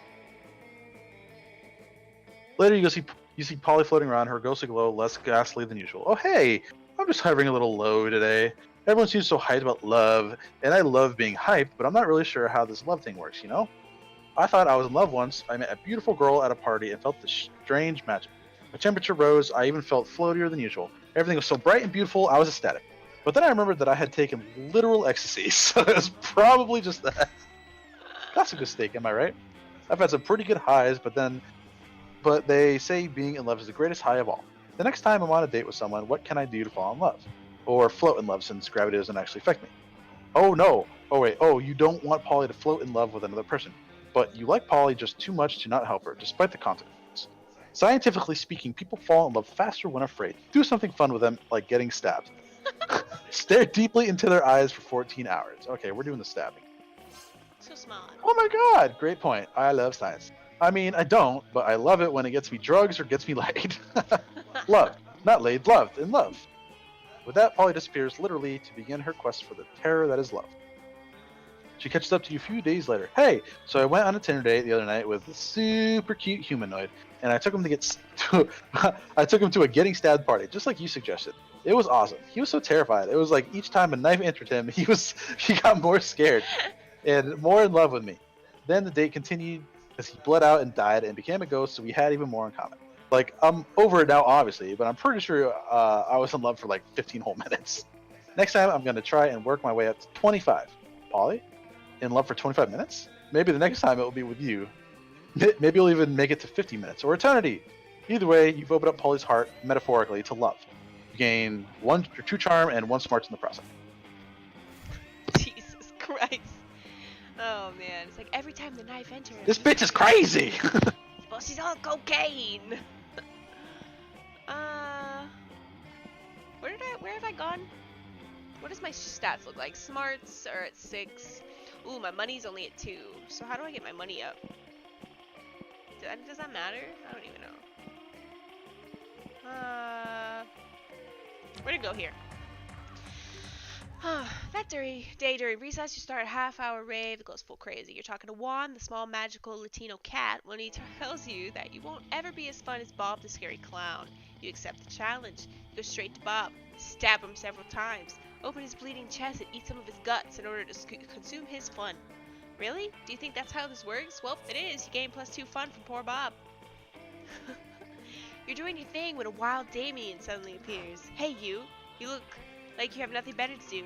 I need a mount for the prom because walking is for losers, and also because I lost my driver's license after I drove my motorcycle through another Sunday school picnic. But I won't take just any lame-ass mount. I need the best creature in hell. So let's brainstorm. If you don't answer in the next 10 seconds, I'm putting a bit in your mouth and riding you. Holy shit! Whoa! Whoa!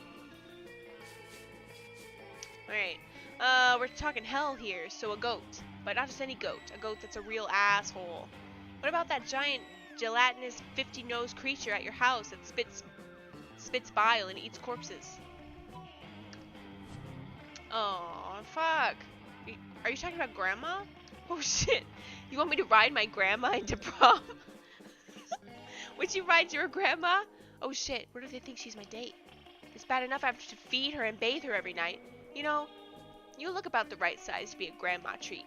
You're pretty sure that's not a compliment? You flee before you can find out for sure. You lose 2 charm and 1 fun. Fuck. Fuck, I was doing so well. How come you always get to go first? Because I'm the best.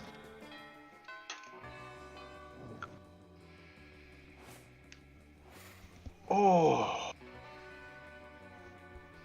Okay. Alright. Okay. Where's my hoe? There she is. Scott and Polly are sitting together, laughing their metaphorical asses off. Do Damien. Grr, I'm Damien. Look at my stupid red face. I use violence to cover the fact that I've been brought up to revere a toxic version of masculinity, which has alienated me from my own true emotions.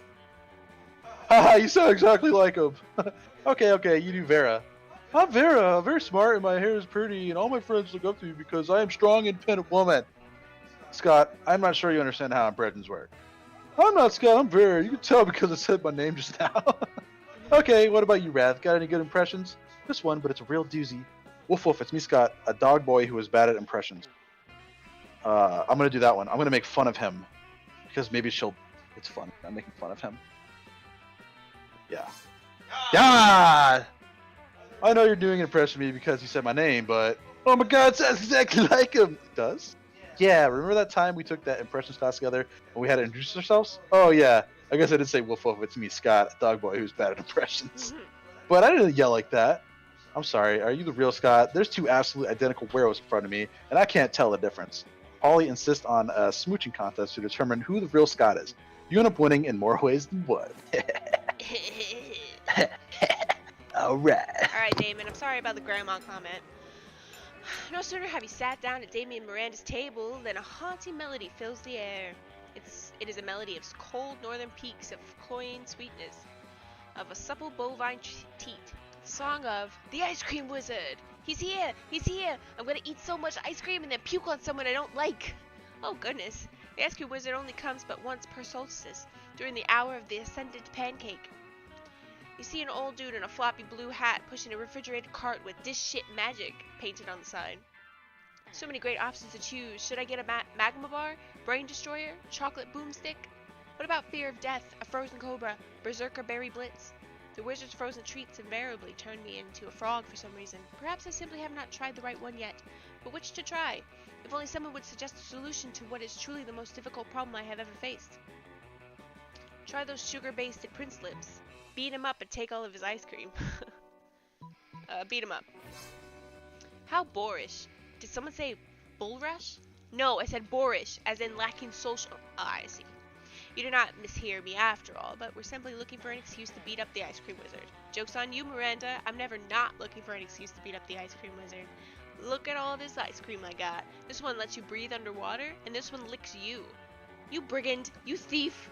I got some sugar-basted prince lips. Oh, okay.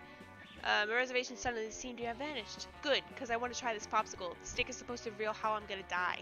Huh. Who knew my death would involve so many bottlenose dolphins? To celebrate the ice cream heist, Damien takes you to the beach and doesn't even try to drown you. Oh, hell yeah. We went to the beach, bitch. Oh, gosh, son of a biscuit. How come you always get to go first?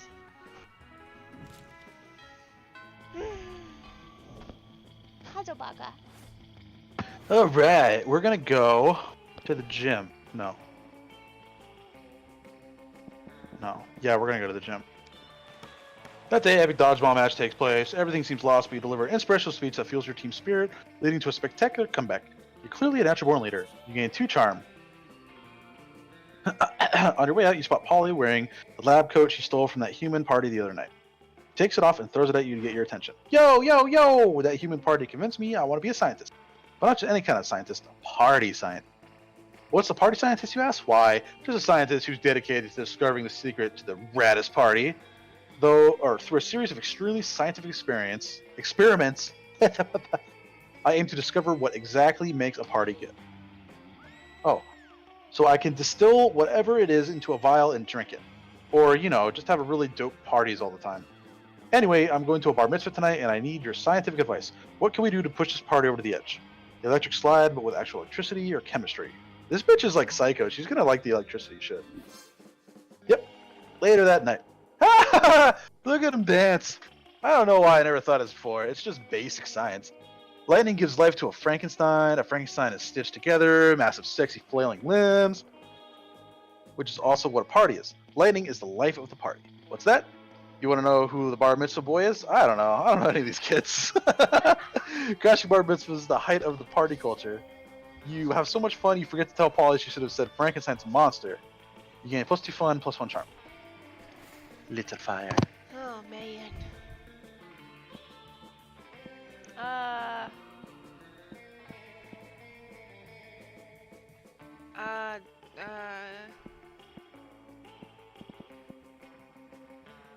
I don't need to go into the bathrooms. I guess it doesn't really matter, right? Yep, we did this, yep. But almost everything goes to cover costs, so I got 2 money, got it. Alright, you see Damien beating the piss out of a goblin like he always does when he's depressed. You go over and ask him what's up. It's this whole heir to the throne of hell thing. It's really bumming me out. I hate being a prince of hell. I'm gonna hate being a king of hell even more. I mean, how am I supposed to rebel against authority when I am the authority? Ugh, not even beating the piss out of this goblin is cheering me up. Damien continues to beat the piss out of the goblin, but his heart clearly isn't in it. I mean, is there anything rad I could do as a king of hell? Literally anything? You're forgetting about the ultimate way to fight authority. Total war. Kings have harems, and I'd definitely join yours. Whoa, shooting my shot. Boop. Kobe. Oh, you had me at harem. But then you lost me at I'd join. I knew it. No, listen. The reason we're not fucking right now is because I don't want to fuck you. Oh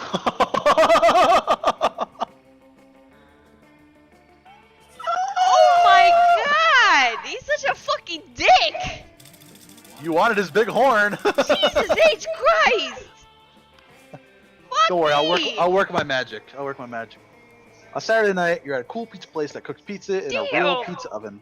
Little did you expect that when the chef opens the door to get pizza, Damien appears from the flames. How does that work? Can he teleport through fire? Has he been waiting inside the oven all this time just to make a kick-ass entrance? Ah, the mystery. But dude, I fucking hate eating people's hell, but I might need yours. Don't let it get to your head or I'll stab you so I don't have to owe you anything. Enough threats, here's the deal, fuckhead. I might or might not feel attracted to your buddy. You literally just said I was ugly. You know, the one always making absurd choices, being equal parts stupidly sexy and sexily stupid, and with that nice booty. He's got that true, right. True. Hey! True. But I don't want to get my feelings hurt by rushing into love without proper judgment. My dads always say, if you love someone, shoot them and see what happens. Great fatherly advice, right? The thing is, Principal Giant Spider, my therapist, and the rule of law all seem to think that shooting someone to check if they're the one is not very legal. They have strangely recommended that I do all that on what they call a theoretical level, like imagining the whole thing. But imagining is for losers, and since you both know Littlefire and I are loser... Oh, and since you both know Littlefire and are a loser yourself, does that sentence make sense? I thought you could tell me, what would Littlefire do if I were to shoot her? Littlefire's all about getting shot. Yeah, I should have did the war option. Oh well. She goes to the doctor every day just to get a shot, and shots are the only thing she does when she's partying. I think you can give her a shot. Believe it or not, if you were to shoot Littlefire, she would not be into it. Top. All right. Top. Yeah. Whoa, that's convenient. I have the feeling dating me could increase someone's chances of getting shot or stabbed. You don't get to be as big an asshole as me without making some enemies along the way. I would feel bad if my loved one was to get shot because of me, but knowing Littlefire is so into getting shot is a relief. I fucking hate guilt. Okay, it seems like my heart isn't being a drunk idiot this time. I might be onto something. Nice. And who knows? If she is into getting shot, I might add some spice to my foreplay, if you know what I mean. Or if you know what I mean. I mean, shooting Littlefire before having sex with her, just to be clear. Wowie, you're welcome, Littlefire. Both for getting you some demonic dick or demon dick, and for the blood loss you're about to experience. You had too much blood anyway. You get 3 charm from being such a good friend. Yeah, I'm just trying to get you that horn, babe. Finally. You always go first. No, I don't.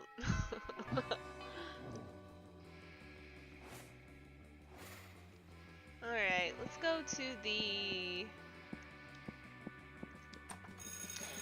that day you learn a ton of spells that are all as cool as they are seemingly useless. A spell to renew sticker stickiness. A spell to turn chocolate and vanilla ice cream into vanilla and chocolate ice cream. A spell to gain +2 smarts. You actually used that last spell and you gain +2 smarts. And before you get shot. Normally Damon is totally tuned out in monstrous civics class, but today he actually seems excited. You ask him why. Because we finally got an assignment I can get behind. Write a proposal to improve your neighborhood. My neighborhood is hell, so I'm gonna come up with a kick-ass new torture.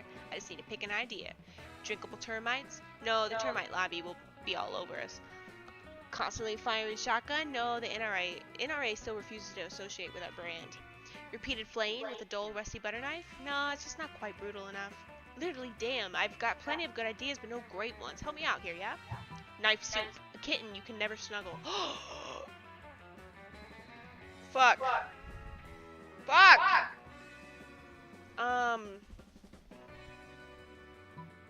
Knife soup.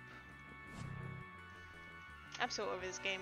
What, are you telling me you don't like knife soup? That's practically all we eat in hell, except for breakfast when we eat knife pancakes. I'm not giving our best food to the inmates. This is hell, not a knife bed and breakfast. While I'm at it, why don't I give them a plate of knife souffle and treat them to a dip in the knife tub, huh? Fuck, I'm sorry I even asked you. Damon's description of his home makes you really not want to visit, but it doesn't look like he'll be inviting you anyway. You lose 2 charm and 1 fun. Yo, he literally said he was gonna fuck you after he shoots you, and you just fucked it up. Maybe you're like that chick that sings that "Bad at Love" song. I'm bad at love. Ooh, ooh. I'm housey. That day, while rehearsing for the class play, it's as though the muses himself has descended to give you a figurative blowjob again. Jesus, you. Yes. Blowjobs. Your performance is intense and inspiring. You'll be remembered for the generations. Pretty low. I already read that. You gain 2 creativity. Later, you see that Polly is even more excited than usual, and you set to see what's going on. You know, I've been doing a lot of soul searching recently. Get it? And I think I finally figured it out. Who I really am. I mean, my spirit emoji. I think a lot of people would say like the winking ghost emoji or the flag of Ecuador emoji. But those are just who I am on the outside, you know? My real spirit emoji is pink heart with a blue arrow through it. It's like I'm sweet, right? But I've also got a dark side. Plus an arrow through the heart is how I was killed. Wait. What about you? What's your spirit emoji? Okay, my spirit emoji is a pink heart with a ribbon around it because it's right next to yours in the selection menu. Oh. No, she won't like that. My spirit emoji is an air horn, loud and proud and big into hip hop. Yep, she's gonna like that one. Air horn, that's a great. This chick's easy. It's a slut. Man, I love when I'm sitting, when I'm listening to a sick pop song, and all of a sudden, air horn, air horn, air horn. It really keeps the party going. We should hang out more. If you're anything like an air horn, I bet you never get annoying. Yeah, you're air horn funny, which is a good thing. 2 fun, 1 charm.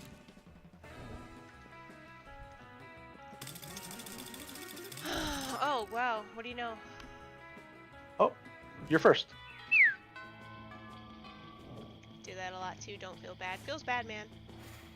Oh, I gotta sit with your fucking weird ex. No. Oh, okay. No, you can sit. That's fine. You find Polly and Liam not eating as usual, you know, because they're undead. You know, the food in this cafeteria is really atrocious. It's hardly even worth my Instagram. Haha, what? I don't even eat the food. See? This is exactly what I mean. We can do so much better than these subpar culinary abortions. Oh, I see what you mean. You mean the 2 of us should have a cook-off. What? No. Did you say something? I'm not listening because I'm so psyched about this cook-off. At no point did I agree to. I've got a huge advantage, though, because I've cooked so many drugs. Oh, you think you've got the advantage, huh? I've been alive for centuries of culinary history. It's on. The 2 of them dash into the kitchen, ignoring all rules of law school and common decency as they commence cooking. 2 celebrity chef judges appear to critique the challengers. I think they're both equally horrible, says the cruel British judge. I think they're both equally marvelous, says the overly nice British judge. Both judges turn to you. What do you think, tiebreaker judge? Whose meal truly is the cat's pajamas? Liam's because I think that glass jar of fresh human blood really goes with the parsley he sprinkled on top. Polly's because she literally just made a pair of pajamas for a cat. That's What? I don't believe that's not even food. What isn't even food? The pile of yarn you're knitting in that frying pan. That's clearly a set for pajamas for a cat. Oh, it was supposed to be food? Sorry, I forgot what we were doing. Yes, it was supposed to be food, and yours obviously isn't. Oh yeah? Then how come it won the food contest? Well, because yeah, that's what I thought. I'll catch y'all later. I gotta go find a cat to put these pajamas on. Later, you run into Polly again, and she lets you pet her kitty, if you know what we mean. It means you get to pet the cat you put the pajamas on, obviously. What did you think it meant? She is on so much fucking cocaine, it's ridiculous. You find Scott and Damien shoveling hot dogs and mashed potatoes into their mouths while Coach cheers them on. Go, boys, go! Munch your way to victory. Ah, there is no truer sport than an eating contest. Yeah, I've read that. Yep. It looks like it's a pretty fair fight so far, but where's the fun in that? Time to step in. Yeah, we're gonna distract Scott. What the hell? You were planning on setting off these fireworks in here anyway? You let him rip. Hey, who did that? Who's making noise? I'm yelling because I'm scared. They found us, Scott. The Viet Cong. Oh lordy, it's Nam all over again. Scott and Coach flee the cafeteria. Damien lets out a sigh full of equal parts relief and mashed potatoes. Guess he's getting late again and Little Fire isn't? No, I will this time. Ugh, thanks. I was just eating like I normally do when those two idiots came over and turned it into a sport. It's not my fault I eat so fast. I've got a literal furnace in my stomach. Damien lets you have some of his half-chewed hot dogs. Nice. Some would say that's almost like making out with him. Is that why you always want my leftovers? You always go first. No, I don't. Fuck off. We're almost there. Yay! Okay, where am I gonna go this time? Where have I not been? We're gonna go to the gym. Epic dodgeball, when you're eliminated by a player from the other team, but suddenly you convince him not to throw the ball at you with a heartfelt speech about the importance of everyone's lives. The player bursts into tears, and you take advantage of that moment of weakness, throwing a ball at him. You lose 5 mercy, a stat that might be useful in Monster Prom sequel, but isn't now, and you gain +2 charm. It's later when you're minding your own business, and definitely not doodling pictures of Damien in your notebook, when you see Damien making his way over to you, and at which point you definitely do not need to hide your drawings. Yo, so here's the thing. You know how I think most people are pretty much 100% awful fuckdoors? I actually think you're only like 70% awful fuckdoor tops. In fact, I actually think you're kind of rad. I've been meaning to get a new tattoo since nothing's as rad as intentionally sticking needles into yourself to create a permanent image on your skin for fucking ever. And I thought maybe we could get matching tattoos if you can come up with something rad for us. Oh my god, oh my god, oh my god. It's your chance to once and for all convince Damien of how awesome you are. Don't fuck this up. It's time to suggest the baddest, raddest, maddest tattoo of all time, which is an on-fire pentagram made out of pentagrams, and those pentagrams are made out of guns that shoot pentagrams, and that pentagrams are on fire, and the fire is on fire. A sea cucumber.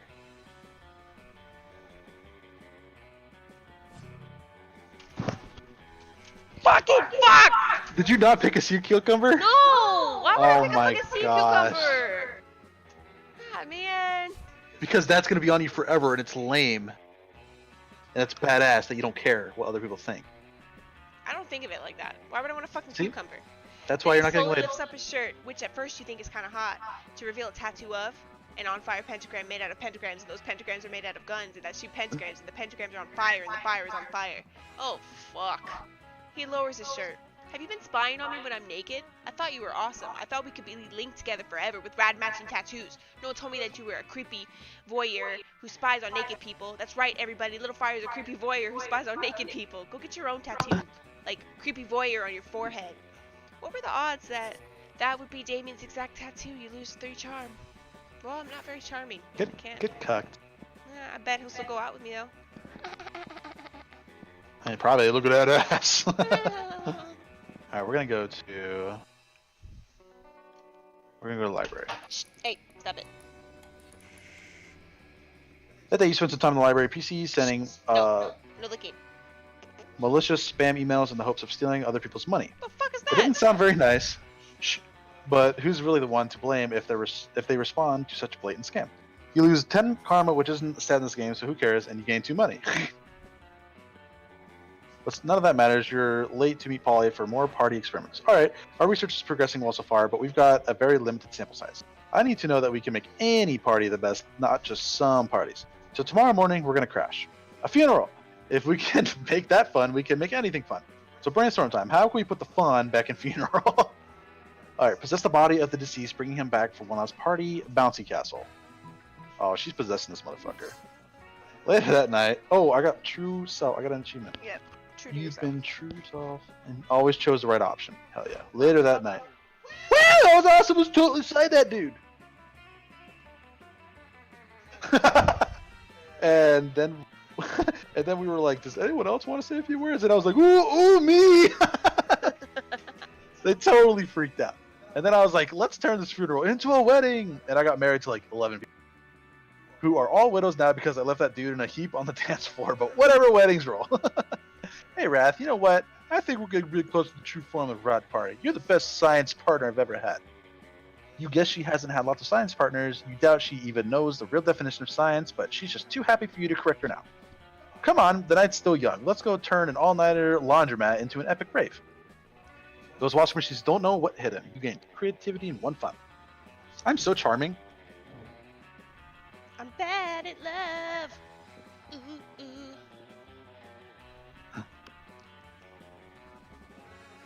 Oh, I could also ask him if I wanted to. Yeah, you could, but he'll say no. I hope. You finally pluck up your courage and ask your beloved to go to the monster prom with you. Prom? With you? Stupid fuck? I need spice in my life, and if you were a spice, you would be, some fucking bland spice. Fucking Christ! He's hard to go at. You want me to show you how it's done next game? I hate this damn game. I'll go after him next game. No! He's mine. That boy is yours. Alright. What? Prom? Of course! Prom night would be another perfect opportunity to conduct our experiments in party science. So clever of you. That's why you're the best So science mad. partner. That's not what you meant, but sure, why not? Sooner than expected, prom night is here, and the two of you are finally ready to crack the ultimate party formula. You free some wild animals, you do lots of ecstasy, you awaken the dead, you even do the dance of joy. Everything is perfect. You feel all floaty and full of energy, you see beautiful shining lights, and you feel connected to everyone. Obviously, most of that is thanks to the ecstasy, but still. You feel like you've conquered the night and put a flag with your names on the peak of life itself. Then dawn comes. By now, you're on a hill by the sea, watching the sun slowly coming up. No idea how you got there, but who cares? You're at peace, watching the gentle tide of the morning, when you realize Polly has her hand over yours. She looks at you. You know what, Wrath? This might be the Molly talking, but I think I finally got it. All these parties have been wildly different, yet all of them have been the very best. I put a lot of thought into it, and I can only think of one thing they all had in common. I think the formula to a perfect party must be sharing it with the right people. You don't answer. You just hold her hand as you spend the morning watching the sun slowly come up over the sea together. Fucking gay.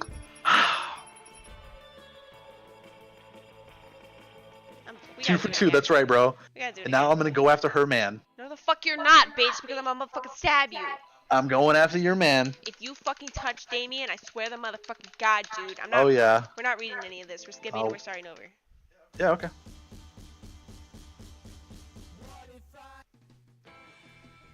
Unlocked. Prepare to bring chaos and destruction to this realm. It's party time.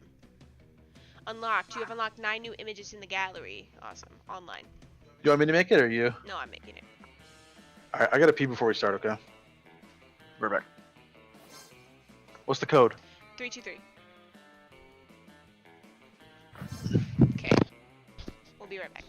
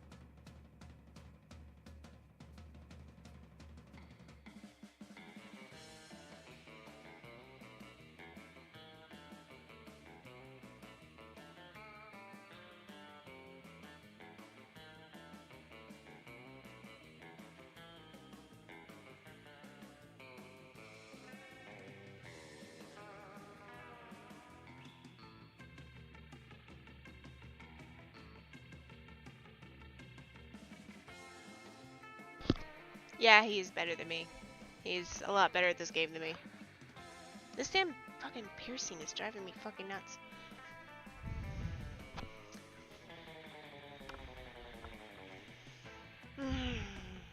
Triggered.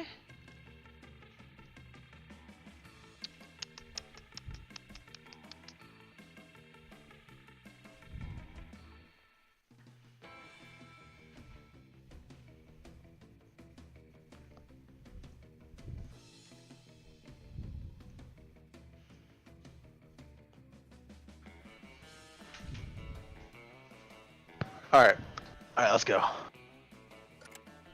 I'm gonna go after whoever it tells me to go after at the beginning. It tells you? Unless it's yeah, you know how it always has one person that it tells you kind of to go after? God. Are we gonna do a short game? I don't care. Oh, this is just fucking normal. We're not reading this. Skip. Skip. Alright, I'm going to be... Maybe I need to be... No. I don't think it matters who you are. I don't think that matters, but I'm not gonna do the name. I don't care. Alright, I'll be this bitch. But I'll be Vicky. Okay. I'm gonna show her how girls seduce people. It's this, babe. All you gotta do is this. He's going to show you the correct way to slay him. Okay, we're not gonna fucking read all this. Here comes the quiz. Uh-huh. Yeah. A radioactive possum just bit you. What superpower did you get? I'm going to the hospital. I'm gonna do fanfiction.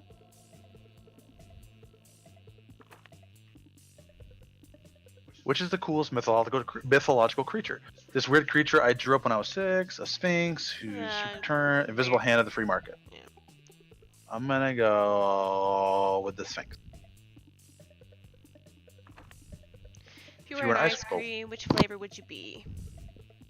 Rainbows and gummy bears, meat, tequila and Coke, spicy chocolate, no chocolate on fire, success, double cream. We're gonna go to spicy chocolate.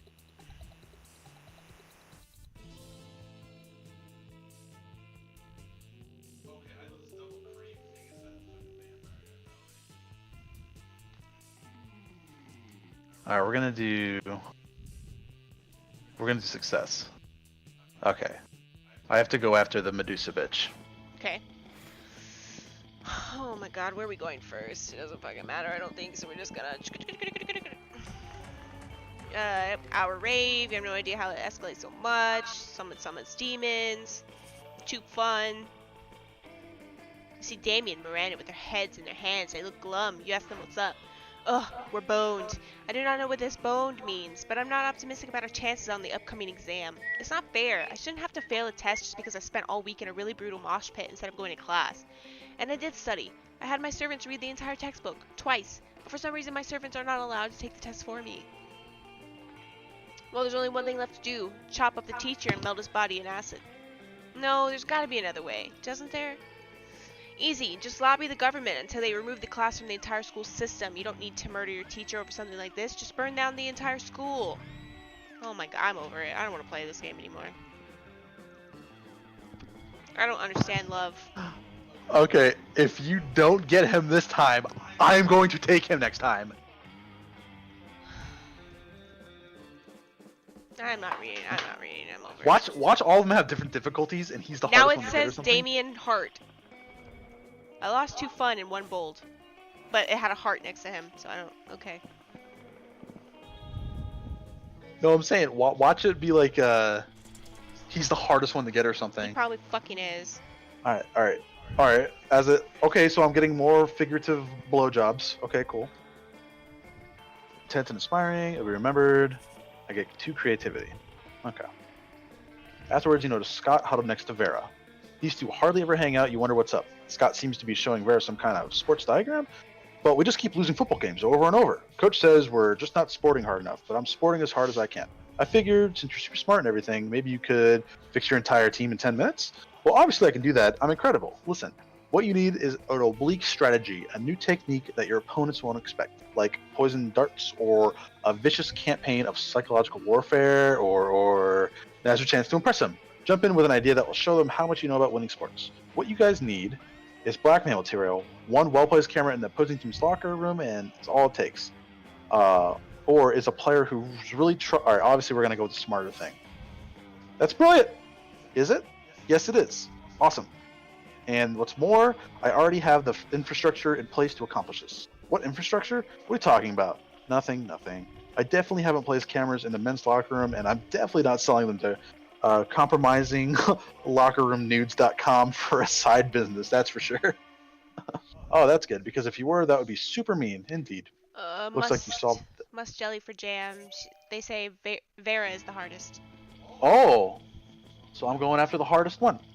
Looks like you solved the problem and stumbled into Vera's underground porn empire. Nice. Jesus. You gain +2 smarts and +1 creativity. I like her. Okay, random.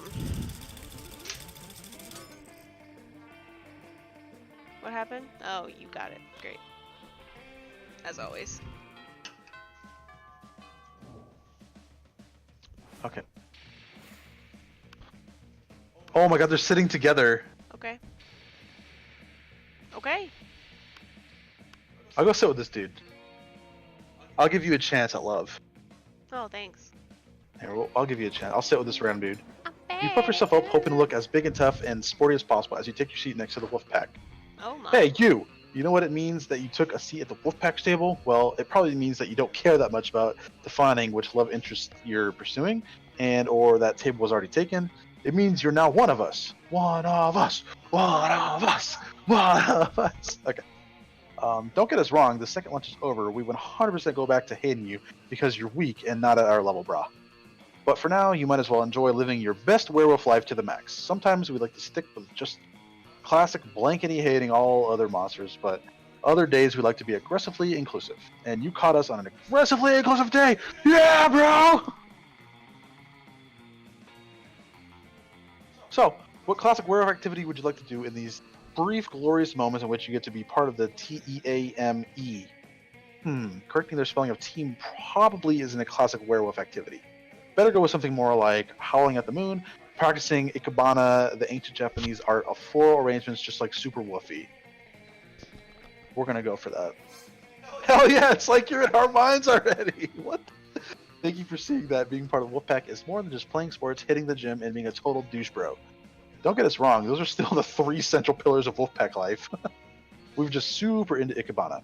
You and the Wolfpack slam dunk the rest of your respective lunches into the trash can and head outside to do some serious fucking flower picking as subsequent arranging. Bro, look at this arrangement. Mixing an azalea with a dahlia is dope. Whoa, dude, daisies are in daffodils? Extreme. Yeah, and don't forget putting your tie at 70 degrees, bro. Don't be an ikebana noob. Man, you guys with these sick bouquets, we're gonna be drowning in pansies and peonies and pussy. Yeah.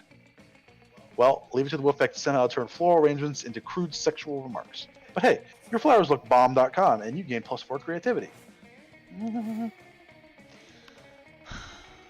So bad at this. You find Damien and Vera contemplating a huge slab of unidentifiable prime meat. Alright, Damien, I know we had our share of disagreements during this convoluted poaching expedition, like when you told me not to bring all my knives, but I trust we can now put our differences behind us and enjoy the fruits of our labors. You mean the meats of our labors. Yes. Together, we will enjoy this raw, bloody cut of meat as a symbol of our... Ah, Direx, thank you for hosting. Thank you.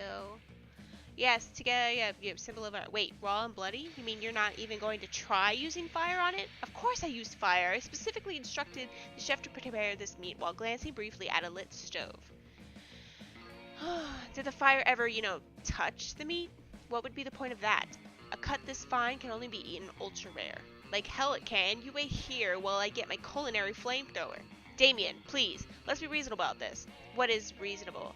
If we can't come to an agreement, let's appeal to an arbitrary third party. Red will surely make the intelligent choice for us, isn't that right? My word, the steak is too cooked already. Rub some ice on it and douse it in blood, quick. The only correct way to enjoy a steak is after its charred remains have been retrieved from a burning building. That's what I like to hear. That and the sound of screaming people fleeing a burning building. But roasting totally destroys the flavor of... Done talking, fire time now. As you flee screaming from the burning building, you find Damien right beside you. He takes your hand and smiles. It almost makes the third-degree burns and massive property damage worth it. Dude, is that the guy we were playing that last year game with? Yes. Oh, shit. Yes. Hi! I only played for one day, though. Yeah, I followed him on Twitch and then Twitter, and then he was playing the game again, so we played with a bunch of his people. Or I played with a bunch of his people. And it was cool. Yeah. So He was funny as fuck. You were funny, dude. Chili's. God, Chili's, yes. Alright, come on. We gotta do this. We gotta get it this time. As he's murdering you, I just want to take you to Chili's. We went to Chili's the other night, actually. Actually, we did go to Chili's the other night. We did go to Chili's the other night. Yeah. That's funny. Oh. Okay. Let's see.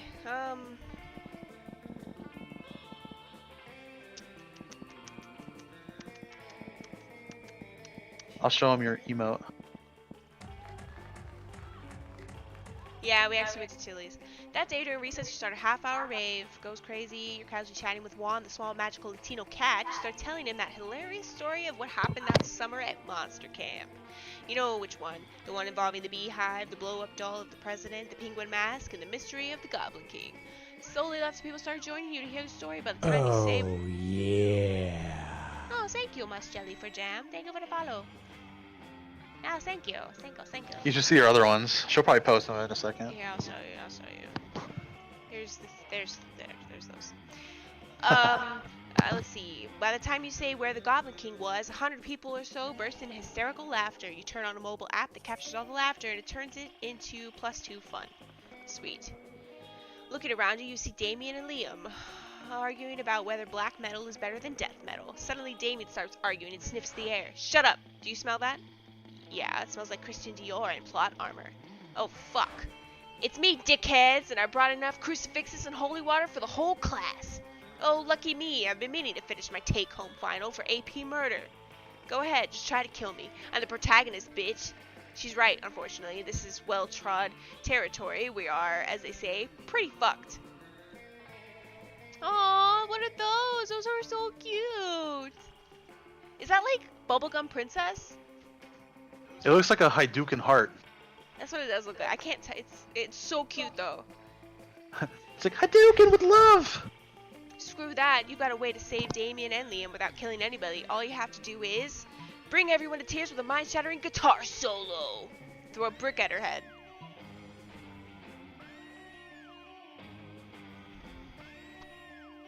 You need help with love, baby. Shut the fuck up.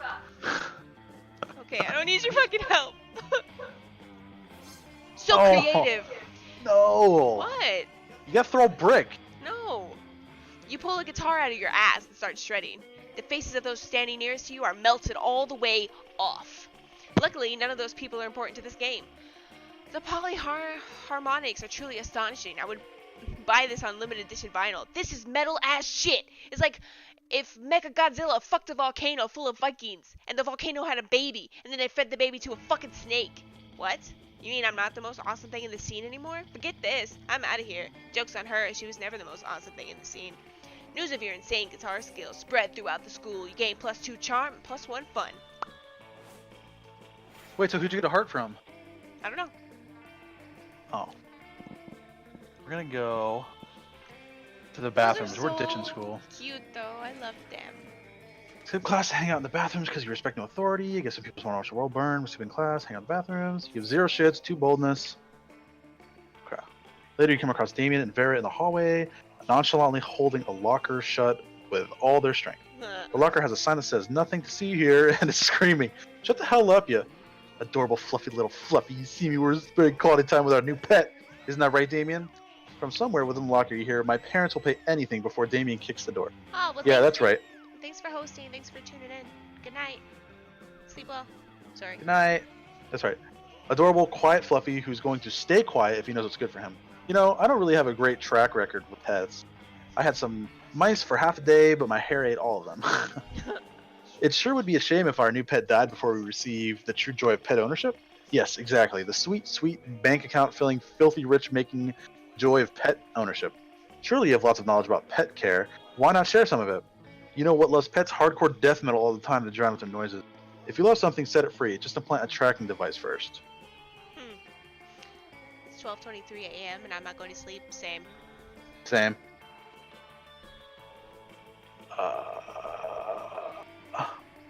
I think set it free? I'm bad at love, so I can't help. Yes! Now there's a scheme and I can get behind, in front of, and all over. Ooh. If our beloved pet believes he has his freedom, he'll stop struggling so much. Yeah, all good pet owners microchip them, and we'll keep close tabs and make sure he doesn't get hit by a car or impregnate the neighborhood pets. And we can knock him out first so he doesn't even know he's microchipped, and then it'll be smooth sailing right up until our pet is housebroken, or at least some kind of broken. I have so much confidence in this plan that I'm going to go ahead and order those blood diamond earrings. The suffering of the laborers makes them so much sparklier. Oh, the joy of knowing that the crime truly does pay. 2 boldness, 1 fun. Jeez. See, I'm good at love. I'm not. I know. There you are, minding your own business in a spring on your classmate's way. Or spying on it. Wow, what is English? Minding your own business and a spying on your classmate's way. When suddenly, hey Red, you're sort of a loser sometimes, right? Sure. And you hang out with other losers like Vicky, right? Because Vicky is a total loser, who I happen to maybe be developing feelings for. I can't explain it. She's nowhere near as attractive or wealthy or ruthless as I am, and yet I find myself so inexplicably drawn to her. I think it's her eyes. It's like there's real depth there, like she's hiding some sort of secret. Yeah, well, she's a man, so that's her secret. Hi, Vicky. What do you think it is? Something wonderful or totally lame? The secret behind Vicky's eyes Oh, is yeah. the worst Dwight. Oh, thank you for the follow. The worst Dwight. Like Dwight from The Office? Like the worst Dwight? The secret behind Vicky's eyes is the secret. That book has changed her life, and her business sense and self-confidence is on point. The secret behind Vicky's eyes is the secret of communism. Vicky doesn't believe in ownership of material goods or individual entrepreneurship of any kind. Yeah, you're hooking a sister up. The Secret. I loved that book. Any publication that puts me in a position to once again assert my superiority over others with hard work can win me over in a heartbeat. And any monster who reads that kind of book is out to get something for themselves. In this case, possibly me. I like a monster who isn't afraid to chase down what she wants. And we know I'm not too easily won over. Maybe she has a chance with me after all. Baron Vicky, Prom Royalty. Has a nice ring to it. Thanks, Red. You're welcome. See, I can cook everybody else up. I can't do it to myself. Nope. Oh, he's Dwight from Dead by Daylight. Oh. Bears, Same beats, Battlestar Galactica. No problem. Maybe they'll let you be part of the prom court, even if you're just a jester or something. You gain +3 fun. Yes!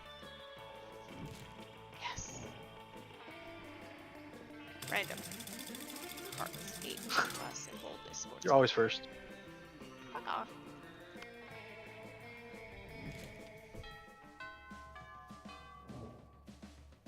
Bong, bong, bong, bong. Today's from Stone Library PC, managing your start kicker. You receive lots of people with a sensationalist video and impossible promises. Nice! You gain a lot of money, but almost everything goes to cover costs and you only keep 2 money. Afterwards, you discover you've been poisoned and only Vera has the antidote. She does this all the time. It's how she invites you to hang out. Okay. There you are. Thank you so much for coming. I'm embarking on a new criminal enterprise, and I need a concierge. The idea is simple yet brilliant. Think Uber, but for killing people. Okay. Call it murder. But it turns out the market is flooded with assassination apps, and blood. I need a way to get ahead of the pack, and since you're such a good advisor, differentiate yourself by being the only service that offers free-range organic murders. Viral marketing, literally. Tailor a highly contagious virus to make people love murder. Yeah, that's what we're doing. No? Maybe? Yeah. Yes. You can do that? Great. You can use my private chemical weapons laboratory. And so, this is working better than I ever imagined. Demand for murder has gone through the roof since you released that virus. Sure, side effects include vomiting, bloody tears, malactation, cobra feed, time dilation, rigor mortis, rectal teeth, renegade spleen, microaggressions. Oh my god, microaggressions? Sudden tattoos, hair trauma, liquefaction, and coughing. But it's well worth it for the profits I'm raking in. Plus, I'm making a literal killing selling people the antidote for all of those side effects. It's not actually an antidote, though. It's actually just heroin. Same difference. Did you know they used to give heroin to babies as a cough suppressant? Yeah, the real world is exactly as amoral as this video game. But whatever, you gain 2 creativity and 1 money. Okay.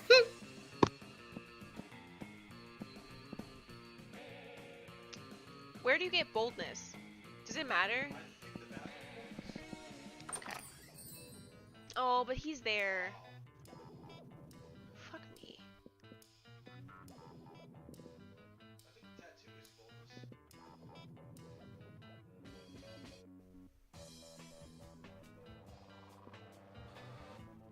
Does it tell you, like...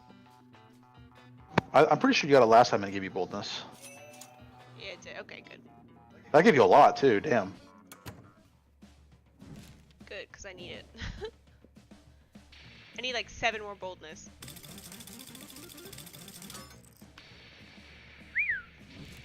About time I go first. Vicky, it's me! You're over your dressing table to find Vera looking askance at Miranda's lunch, a very single, suspicious-looking apple. Miranda, honey, your apple seems to be pulsing with unhealthy purple light. Oh, I'm sure. Okay, we already did this. Skill on it, lighter fluid. I think it's for eating. Of course, it's for eating. It's probably standard. Blood, princess, sleep for 100 years. Luther just admitted it's poison. Blah blah blah. We already read this. Girl, we need to have a little talk about feminism. You don't need the apple. Okay, you need to find. Okay, yeah, we're doing this one. Marvelous idea. The princess is asleep. Prince God, royal marriages. The whole thing is like a fucking meat market. In my kingdom, it's more of a fish market. In any case, you two have truly opened my eyes. I shall be sending poison apples to all nearby princes forthwith. Miranda gets to work poisoning all her suitors. Vera is very impressed with your enlightened opinions of gender and poison. Oh man, you arrive at your chosen table to find Damien dejectedly hefting a ball of mashed potatoes while Polly Sally passes her hand through the same. Seriously, what do we do? What do we have to do to get a food fight? So I do not know. I tried throwing potatoes, yelling food fight, but I think everyone is too scared to fight me back. I can't throw any food because of my stupid ghost hands. Okay, there's gotta be a way to provoke a food war. But we're not political. Your strength is hitting things. My strength is being unbelievably hot all the time. Unbelievably hot? That's it. We'll set the cafeteria on fire. Wait, no, that's not a solution. That's just arson. Why do I always jump straight to arson? It's hard to watch them struggle through this by themselves, so you step in with an idea of your own. What did I do last time? I did the flashing one, and what did that get me? That got you her affection. Oh, okay. Think. Yes. Yeah. So do you need my help in the love department? Whoa, is that what politics is? Beating people up and putting their stuff in a big pile? I didn't know I was already so good at politics, and then I can roll around in the food pile. It'll feel so good on my non-skin. Damien spends the rest of lunch piling up everybody's food in an enormous food mountain. Hungry students are soon swarming the mountain trying to grab what they can, while Damien pelts them with fire and knives from above. In a panic, students turn on each other, finding with the only weapon they have, the food in their hands. Aha! Food fight! Food fight! I think a fight like this is how I died. The casualties are beyond counting, but no one will be forgetting that food fight anytime soon.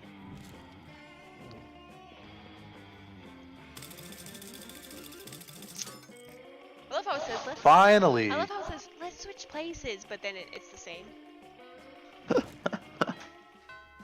Bing bong, bing bong. Bong, bong, bong, bong. Where should I go? I'm gonna get smarter. You listen to your elders and learn valuable lessons. Sometimes, after all the monsters nonsense and the dating gimmicks, you forget blah blah blah. You gain 2 smarts. Obviously, I'm smart. You discover a severed horse head in your locker and has a note in its mouth telling you to meet Vera ASAP. That means as soon as possible. Oh, okay. Just letting you know. I'm so glad you've come. I have another crime problem which would benefit from your insight. Thanks to your input, murder has cornered the market in app-based assassinations, and yet the other crime lords don't take me seriously. Just because I'm not a 40-year-old man with a scary scar, those sexist morons thinks this is just a place for me. This or whatever. Since when did having a killer body and flawless skin disqualify a girl from a life of crime? It's disgusting. How can I show these chauvinistic goons that crime really means what crime really means to me? I cannot. How now, brown cow? Okay. Come on, think of something. You're my most trusted advisor. Quit crime, they'll come crawling back once they see how bad it is without you. Write a song about it. Oh, this bitch is quitting. Oh, fuck me. No, I'm bad in love. Other than you, I'd ignore it, but But you haven't been wrong yet. Fine. As of today, I'm quitting crime. I'll let the other bosses know. I'm sure they'll be so pleased. Getting a manicure with Vera, of course, when she gets a mobile notification and practically screams. Those punks. Do you know the Ice Pick and Hungry Mark invited all the other crime lords to the beach for a barbecue? They're posting pictures on Instagram. They're having so much fun selling heroin and murdering each other without me. Ugh, I wish I was there. I could murder all of them so much better than they're murdering each other. And you see how Joey the arsonist is cooking those burgers? They're not even close to rare. They're lost without me, and they don't even know it. I never should have listened to you. Some advisor you are. Vera doesn't leave any more horse heads in your locker. You'd think that would be a good thing, but it's symbolic of a loss of trust. It was too fun and one charm. God damn, that's the first wrong choice I've made in a long time.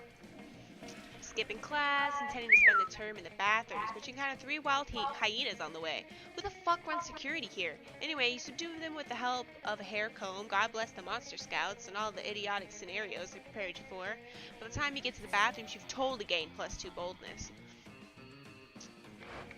You're chilling in the bathroom with Damien and Miranda. Thank the gods for co-ed bathrooms. Everything's going great, and you're obviously very cool until you hear some noises. Oh snap! It's Crazy Martin, the werebear janitor. Damn, we're done. If I get caught sleeping in class again, they're gonna feed me to the school's dragon. Or even worse, they'll make me come in on a Saturday. This is bad. And I didn't bring my champion who would fight to the death to defend my honor. What can we do? It seems they're both waiting for you to do something, but how do you scare a werebear? No time to think. You bust out of the stall and... Oh, fuck.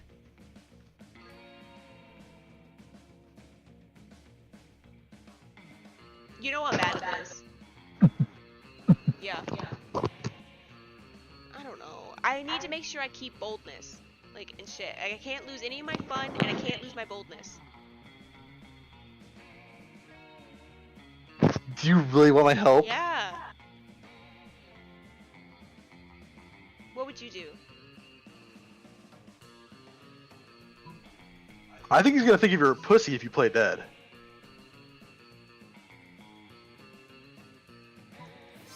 So bold. You puff out You're your cheeks, welcome. stuff a bunch of toilet paper in your shirt, and wave your arms in the air. Nick, this is called Monster Prom, and you have to get it because it'll be more fun with more people. Crazy Martin. You're a monster, and hold on, can I just explain it? Or no, you want to finish? That's fine. Oh, it's just you're a monster, and you're trying to get a date with somebody to prom. It's really fucking fun, and it's sexual, and it's really funny. Oh yeah, there's lots. And of I've won jokes. every time so far, and Jess Fuck has off, lost every fuck time off, fuck off, because fuck she's off. bad in love. All right, go ahead, babe. Okay, You Crazy. should get it though. Get Shut it. the fuck up! Crazy Martin has no idea what the hell is happening. He thinks he's having a flashback to Nam. As Martin flees the bathroom, Damien puts a hand on his shoulder. That was stupid as hell, but you sure scared him to death. Stupidity plus bravery is my favorite mix. You're rad. Yes, that was superb. For a moment, you scared me too. So convincing. You're my knightus in shining armor? Defeating a werebear with nothing more than toilet paper. That's something to remember. You gain +2 boldness and +1 creativity. It's because you're a girl, so you're a knightess. Oh, okay. I need 3 more bold. For what? So in order to get the people, you have to have certain stats at the end. Did you look it up? I had to.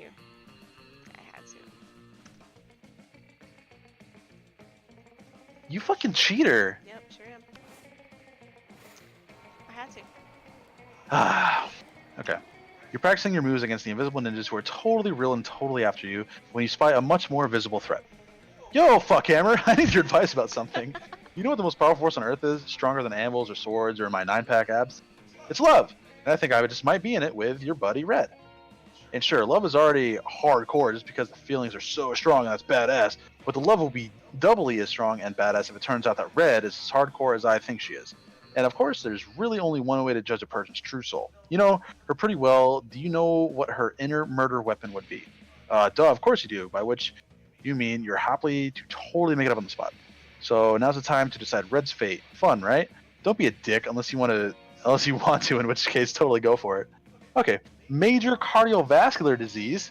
Red is the ultimate murderer, the leading cause of death worldwide, and something capable of catching up to tough motherfuckers who have survived everything else. An electric chair. That's how boring Red is. She would just be standard government regulated death. Alright, your cardiovascular disease. Damn. I wouldn't have even thought of that. If major cardiovascular diseases were a knife, they would be the sharpest and deadliest knife ever. If they were a sword, they would be two katanas. If they were a gun, they would be an atomic bomb. Wow, cardiovascular disease was raging in red this entire time, and I never knew it. Well, that's confusingly horrid to say the least. But luckily, since you were the one who started this metaphor, you know that Red is likely to die. Unless they're dying to go to prom with Damien, in which case, bam! You're welcome, Red. And you gain 3 boldness yourself. Sweet. Thank God. Dude, this game's awesome, man. You always go first. Fuck off. No, I don't. Okay, I'm going back to the bathrooms. Skipping class. But you don't stop there. You want the world to know how reckless you are for the rest of eternity. So you do some graffiti on the wall. No way. The graffiti says, I'm bold as fuck. And you know what? It turns out the wall is a magical wall that grants wishes. What a wall. A deep voice resounds from within the wall and says, well, not bold as fuck, but maybe a bit bold. And then you gain +2 boldness. Oh boy, that's an opinionated wall. Anyway, lucky you. I need one Obviously- more motherfucking bold. Obviously, it's multiplayer, Nick. I'm playing with Jessica right now. You can play with 4 people. Later, you see Damien packing a bag. I'm It's going fun. away for the weekend. To detention. I have fucking detention again. Why? I literally think that we've been playing this for like 3 hours. We have We've been playing this for like 3 hours. 2 hours, 21 minutes, 26 seconds. Why? It's really fun. Because I rigged the teacher's lounge door with booby traps that poured selkie piss on whoever opened it. I mean, I didn't even set anything on fire this time. Let me spill the tea. This school is strict as fuck.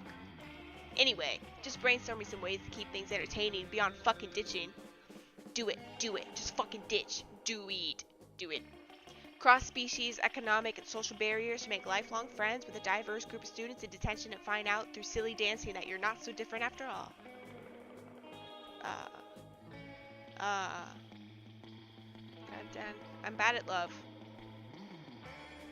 I wasn't really paying attention to the conversation. He's in detention, so you're saying does he ditch it or does he fucking go and put in this thing from like what is that 80s movie with Molly Ringwald and Oh, so either puts a movie in or he ditches? no, or goes to detention and it's like that movie, the 80s movie with Molly Ringwald and the fucking other degenerates that fucking all of a sudden become friends even though that they're all like high school typical stereotype fucking pieces of shit. The movie. Ditch. So bold. She explained all of that for fucking nothing. Damn, why didn't I think of that? I mean, I just did, but I didn't consider it a serious option. If I skip detention, what are they gonna do? Give me detention? I can do anything. Make a bonfire out of the desk, jerk off into the potions, and I'll just skip detention forever and wreak as much havoc as I want. Fuck yeah, havoc. Well, you may have created a monster, but at least he's your monster. You gain +2 smarts and +1 boldness. Fuck yeah! I'm gonna get him this time. I think this chick likes smarts, so I'm gonna go here. Library's PC is supposed to do something with solving, blah blah blah, cryptocurrency. Okay, I get 2 bitcoins, which is equal to $2 million. Which is unfortunately equal to 2 monster dollars, so 2 money. Okay. You walk down the hallway trying to beat a level of Bone Crush on your phone when you smack right into Vera, also engrossed in her phone. Sure, feel free to read over my shoulder. You want to understand the charts anyways. Marina's been mouthing off about being a princess again, and if that's so amazing, she's a princess underwater. You know what's underwater? Sea slugs and fish shit. You know what's not underwater? The school. Why should birthright matter when there are so many other factors that determine a person's worth? Their beauty, their cruelty, their business sense, and using all of these factors, I've divided the school into cools and uncools. Now, I just need to find a way to reinforce the superiority of the cools over the uncools. Uncool students should have to carry cool students from class to class on chairs or on chassis. Brooding squid should be thrown at uncool students to remind them how uncool they are. This bitch would probably really like being ridden or getting like a ride. Yes. I do worry about my shoes getting scuffed up and blah blah blah blah. Those cockatrice scale pump cost $2 million. What am I supposed to do? Walk in them? Of course, the uncool students should pay for the chassis out of pocket. Maybe I'll go into the chase business, exploit my fellow students, blah, blah, blah. A few days later, you see Vera being carried blah, blah, blah, blah, blah, blah, blah, beautiful study class. And you notice that there's a tag on that says Oberlin Upholstery, and Vera's counting her money. Sweet. You gain 2 money for your royalty for your idea and 1 smart. I'm a woman, yeah. No. Jess is also playing a woman. There's 4 characters. You can pick between 2 girls and 2 guys. I already beat it with 2 guys, so I'm trying a woman now because I'm too good at this game. Your turn, you know. Oh, okay. I'm gonna go sit with Bay. She approaches the table. See Vera delicately lifting a forkful of quinoa to her mouth. She brings lunch from home when food fork 6-8. Who do we delegate? Delegate. Eating, yay, eating. Ah, Scott, what on earth are you doing? I'm cheerleading you to help you be the best eater in the whole school. What causes obsession with cheerleading me through mundane activities that require no cheerleading? Everything requires cheerleading, silly. That's why we have cheerleaders for our cheerleaders. But I can see my cheerleading's not working. You haven't eaten anything yet. That's because you keep startling me with your damn cheerleading. I can't eat when I'm startled. No, that can't be it. I must not be cheerleading hard enough. Hey, friend, maybe you can help me. You shouldn't be cheering for Vera to eat the food. You should be cheering for the food to be eaten by Vera in the walk-in freezer. The problem is obviously that we aren't dressed up as giant salad. Okay. I'm just going to do the freezer. Yes. Oh, duh. It's just like that when we cheer for the other team to lose instead of cheering for our team to win. Yes. I invented the cheerleading strategy. It gives us a huge psychological edge against teams that hate losing. I'm going to go try it right now. Those vegetables are going to get so inspired. Scott runs off to the kitchen to inspire vegetables. You can still hear his muffled shouting from the back, but it's not that bad. Thanks. Now I can finally enjoy this quinoa and baby tear salad without unwanted encouragement. For the next week, all the cafeteria's food is extremely easy to get in your mouth. Cheerleading really works. Oh, Jesus. Alright, sit over here. Strange, you could have sworn Polly and Damien were at this table when you picked it. Psst, hey loser, down here. It's us, Polly and Damien. We're hiding on this table for totally innocent reasons. A ferocious roar sounds from the door of the cafeteria. Crazy Martin, the werebear janitor, is here and he's looking for someone. Oh shit, he's here. Why is he after us anyway? I think what we did really falls more under federal jurisdiction.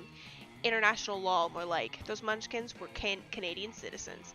Now that you mention it, I think we might actually have to face a war crimes tribunal. Worth it though, right? Oh, totally. As long as we can get away from Buzzkill the bear over there.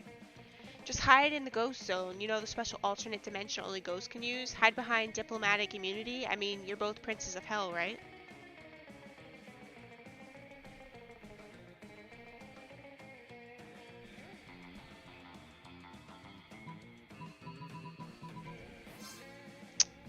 Whatever. I guess you should have thought of that before you spent all that time being alive, huh? Being alive isn't a choice. Whoa, okay, I don't have time to sit here and argue pro-life or pro-choice with you, my dude. See you in the ghost zone. No, you won't! You can't follow Polly into the ghost zone, but from the way she winks at you before crossing over, it looks like you're one step closer to the bone zone. Hey! Jessica's also really bad at this game. Yeah, I'm really bad at this. Because she's bad at love! Jess is a monster for those Stanley picks. I know! What?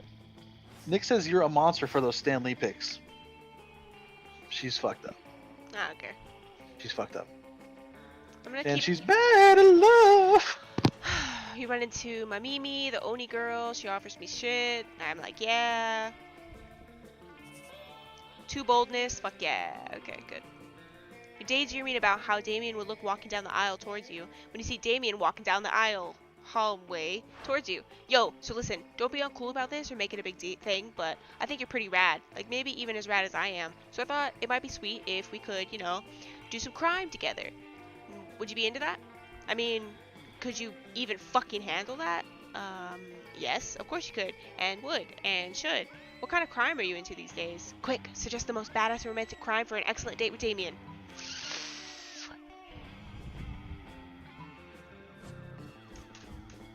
I am so fucking done. No, because you know what? When I sit there and I pick something that has fire in it or whatever, he's like, ew, that's the most unrad fucking thing, you piece of shit. You fucking pleb. Get the fuck out of my face, you ugly bitch. And when I pick something that doesn't have fire in it for the first fucking time, and how many rounds have we done with this, he's like, eh. We could start the evening off by jaywalking to my car, and then we could shoplift paper napkins from a coffee place and steal free newspapers from the subway. Light treason? Did I say I thought you were light rad, or light worth spending time with? I guess I was only light thinking when I said you weren't lame. Forget I said anything at all. Yeah, wow, great. Did you make an MP3? Hold on a second. I'm over it. Wait, how do I look at that? Did you actually not make that, or what are we doing? Okay. Anyways, um, no, literally, Nick. Last game, I was talking to Damien, and he literally said that he was gonna fuck her, and then she still fucked it up. He wanted to put his demon horn inside of your little fire body. I'm bad at love. Ooh, ooh. But you can't blame me for trying. Okay. That day you spent some time in the library we sending la la la la la, stealing people's money. It doesn't sound very nice, but who's the one in the Alabama? You don't know blank scan. You lose 10 karma, which is a stat in this game, so who cares? You gain 2 money. You turn around and the Vera staring at you. This often happens. For some reason, it's not a death stare this time. She actually looks kind of happy to see you. Weird. You decide to do what's best. Push your luck. Finally, if you take it any longer to come over, I would have had to have my minions drag you here. Listen, my date for tonight is unexpectedly eaten by vultures. Totally not my fault. Anyway, I need you to fill the slot somehow, and I thought maybe you could recommend one of your more attractive friends? Haha, just kidding, darling. You're not half bad. But seriously, meet me at the Thousand Arms at 9:15 p.m. or the vultures will eat twice today. Did Vera just ask out on a date? She did! This is like Christmas in whatever damn month it is right now. Damien What? has a shape-shifting penis, by the way. Like, shape-shifting how? Like, what is it shift into? Anyways, Cthulhu. It's a normal, and then once it's in, Cthulhu. I would feel good. Are you kidding me? Anyways.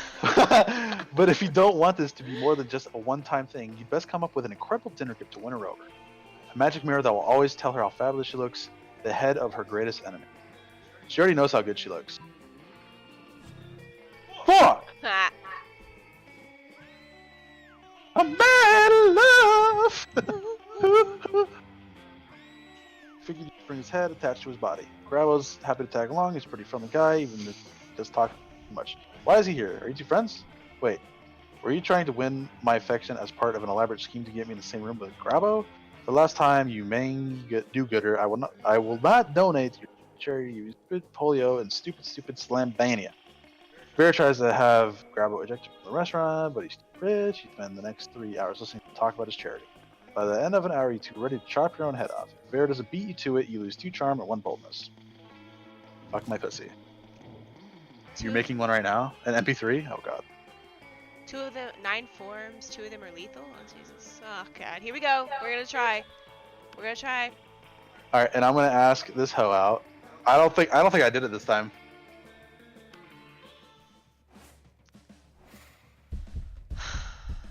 Okay, let's see. You're asking me to go to prom with you? Sorry, I'm focused. God damn it. I fucking knew it. Thank That's the first God. time I lost. Finally. Bing, bing, bing.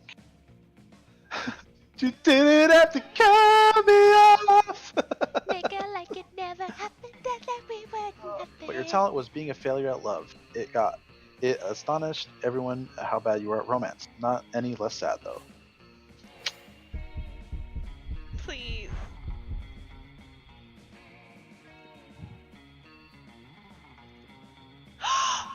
I did it! You cheated! I didn't cheat. Prom You looked at night stats. was awesome. You and Damien reflected on all the fucked up misadventures you had over the past few weeks. You've definitely been your worst self. After some good laughs, you conclude, well, I'm definitely going to hell. He stayed silent a bit after that. Then he added, you know what? I see no problem with that. Best night ever. Yay! Best at impersonating a plate of spaghetti. I love pasta. Sweet. Sweet. I fucking did it, finally.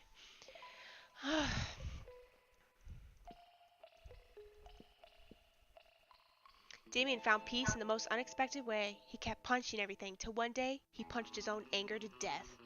He has written a book about it. Vera really built the Oberlin Empire into endless greatness. They own a shameless number of companies. It's known that they're also into lots of sketchy businesses, but no one does anything about it. I mean, who in the hell would try to stop Vera Oberlin? Polly graduated at doing lots of, whatever, and now she appears to people hallucinating to act as their spirit animal. Okay, Monster Prom, doing shit, okay.